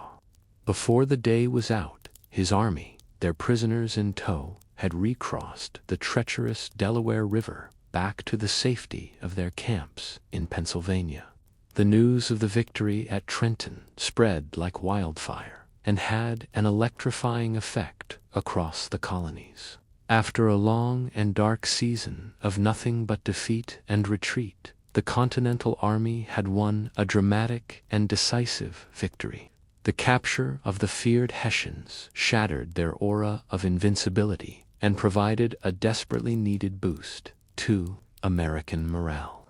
The victory saved the Continental Army from collapse and proved that Washington was a commander capable of brilliant and audacious leadership. The victory also gave Washington the leverage he needed to keep his army in existence. On December 30th, with the enlistments of his veteran soldiers set to expire the next day, Washington made a powerful personal appeal. He asked the men to stay for just 6 more weeks, offering a cash bounty of $10, a significant sum for the time, from his own funds and those he borrowed. Inspired by their recent victory and the personal plea of their commander, a majority of the veteran soldiers agreed to stay. With his army saved from the brink of dissolution, Washington made another incredibly bold decision. He was not content to rest on his laurels in Pennsylvania. He decided to press his advantage and carry the fight back to the enemy. Just before the new year, he led his small, revitalized army back across the Delaware River for a third time into New Jersey to challenge the British once more. The news of the Hessian defeat at Trenton sent shockwaves through the British High Command. A furious General Cornwallis, canceling his planned trip back to England, quickly assembled a powerful force of 8,000 veteran troops and marched south from New York, determined to crush Washington's small army and erase the humiliation. On January 2nd, 1777, Cornwallis's army arrived at Trenton to find Washington's men dug in on the south side of a creek called the Washington's position was strong. The creek and a single well-defended bridge were the only ways to cross. Throughout the afternoon, the Americans successfully repulsed 3 determined assaults by British and Hessian grenadiers. As darkness fell, Cornwallis, confident he had Washington trapped against the Delaware River, decided to wait until morning to bag the old fox. He reportedly boasted, "We've got the old fox safe now. We'll go over and bag him in the morning." But Washington had no intention of being trapped. In a move of even greater audacity than his crossing of the Delaware, he executed another brilliant nighttime escape, leaving his campfires burning brightly and a small 400-man detachment behind to make the sounds of digging and sentry duty. Washington muffled the wheels of his cannons and marched his entire army in complete silence, slipping away into the darkness. He did not retreat. Instead, he took an unguarded back road and marched his army around the entire flank of Cornwallis's sleeping force. His target was the town of Princeton, 10 miles away, where Cornwallis had left behind a smaller British garrison. Washington planned to strike the British rear guard, inflict another defeat, and then escape into the hills of northern New Jersey. At sunrise on January 3rd, the Americans encountered British troops just outside of Princeton. The initial engagement went poorly for the Americans, and their advance guard began to break. At this critical moment, Washington himself rode to the front, rallying his fleeing men. He fearlessly rode to within 30 yards of the British line, directly in the crossfire, and with his incredible personal courage, inspired his men to reform and charge. The charge broke the British line. The redcoats fled in disarray, and the Americans won a stunning victory, capturing Princeton and a significant amount of British supplies. When Cornwallis awoke in Trenton to the sound of distant cannon fire, he realized with horror that he had been outwitted. He rushed his army to Princeton, but by then Washington and his army had already slipped away, marching to the safety of winter quarters in the hills around Morristown. The 10 crucial days, from the crossing of the Delaware on Christmas to the victory at Princeton, had completely and miraculously reversed the course of the war. Washington's desperate gamble had saved the Continental Army from dissolution, revived the flagging spirit of the Revolution, and forced the British to abandon nearly all of their posts in New Jersey. The cause that had seemed all but lost was now filled with a renewed and defiant hope. The story of the American Revolution was far from over. Years of hardship, suffering, and brutal warfare still lay ahead. There would be dark defeats at Brandywine and Germantown, immense suffering at Valley Forge, and a long, grinding war in the South. But the events of these early years, from the first protests against a stamp tax to the desperate victories in the winter of 1777, had forged a new nation and proven that the American people, under the leadership of a determined few, had the resilience to fight for their independence and ultimately to win it. If you have enjoyed this detailed history, please consider subscribing to Medieval Nocturnes. Your support helps us to continue bringing the past to life. Thank you for joining us on this journey.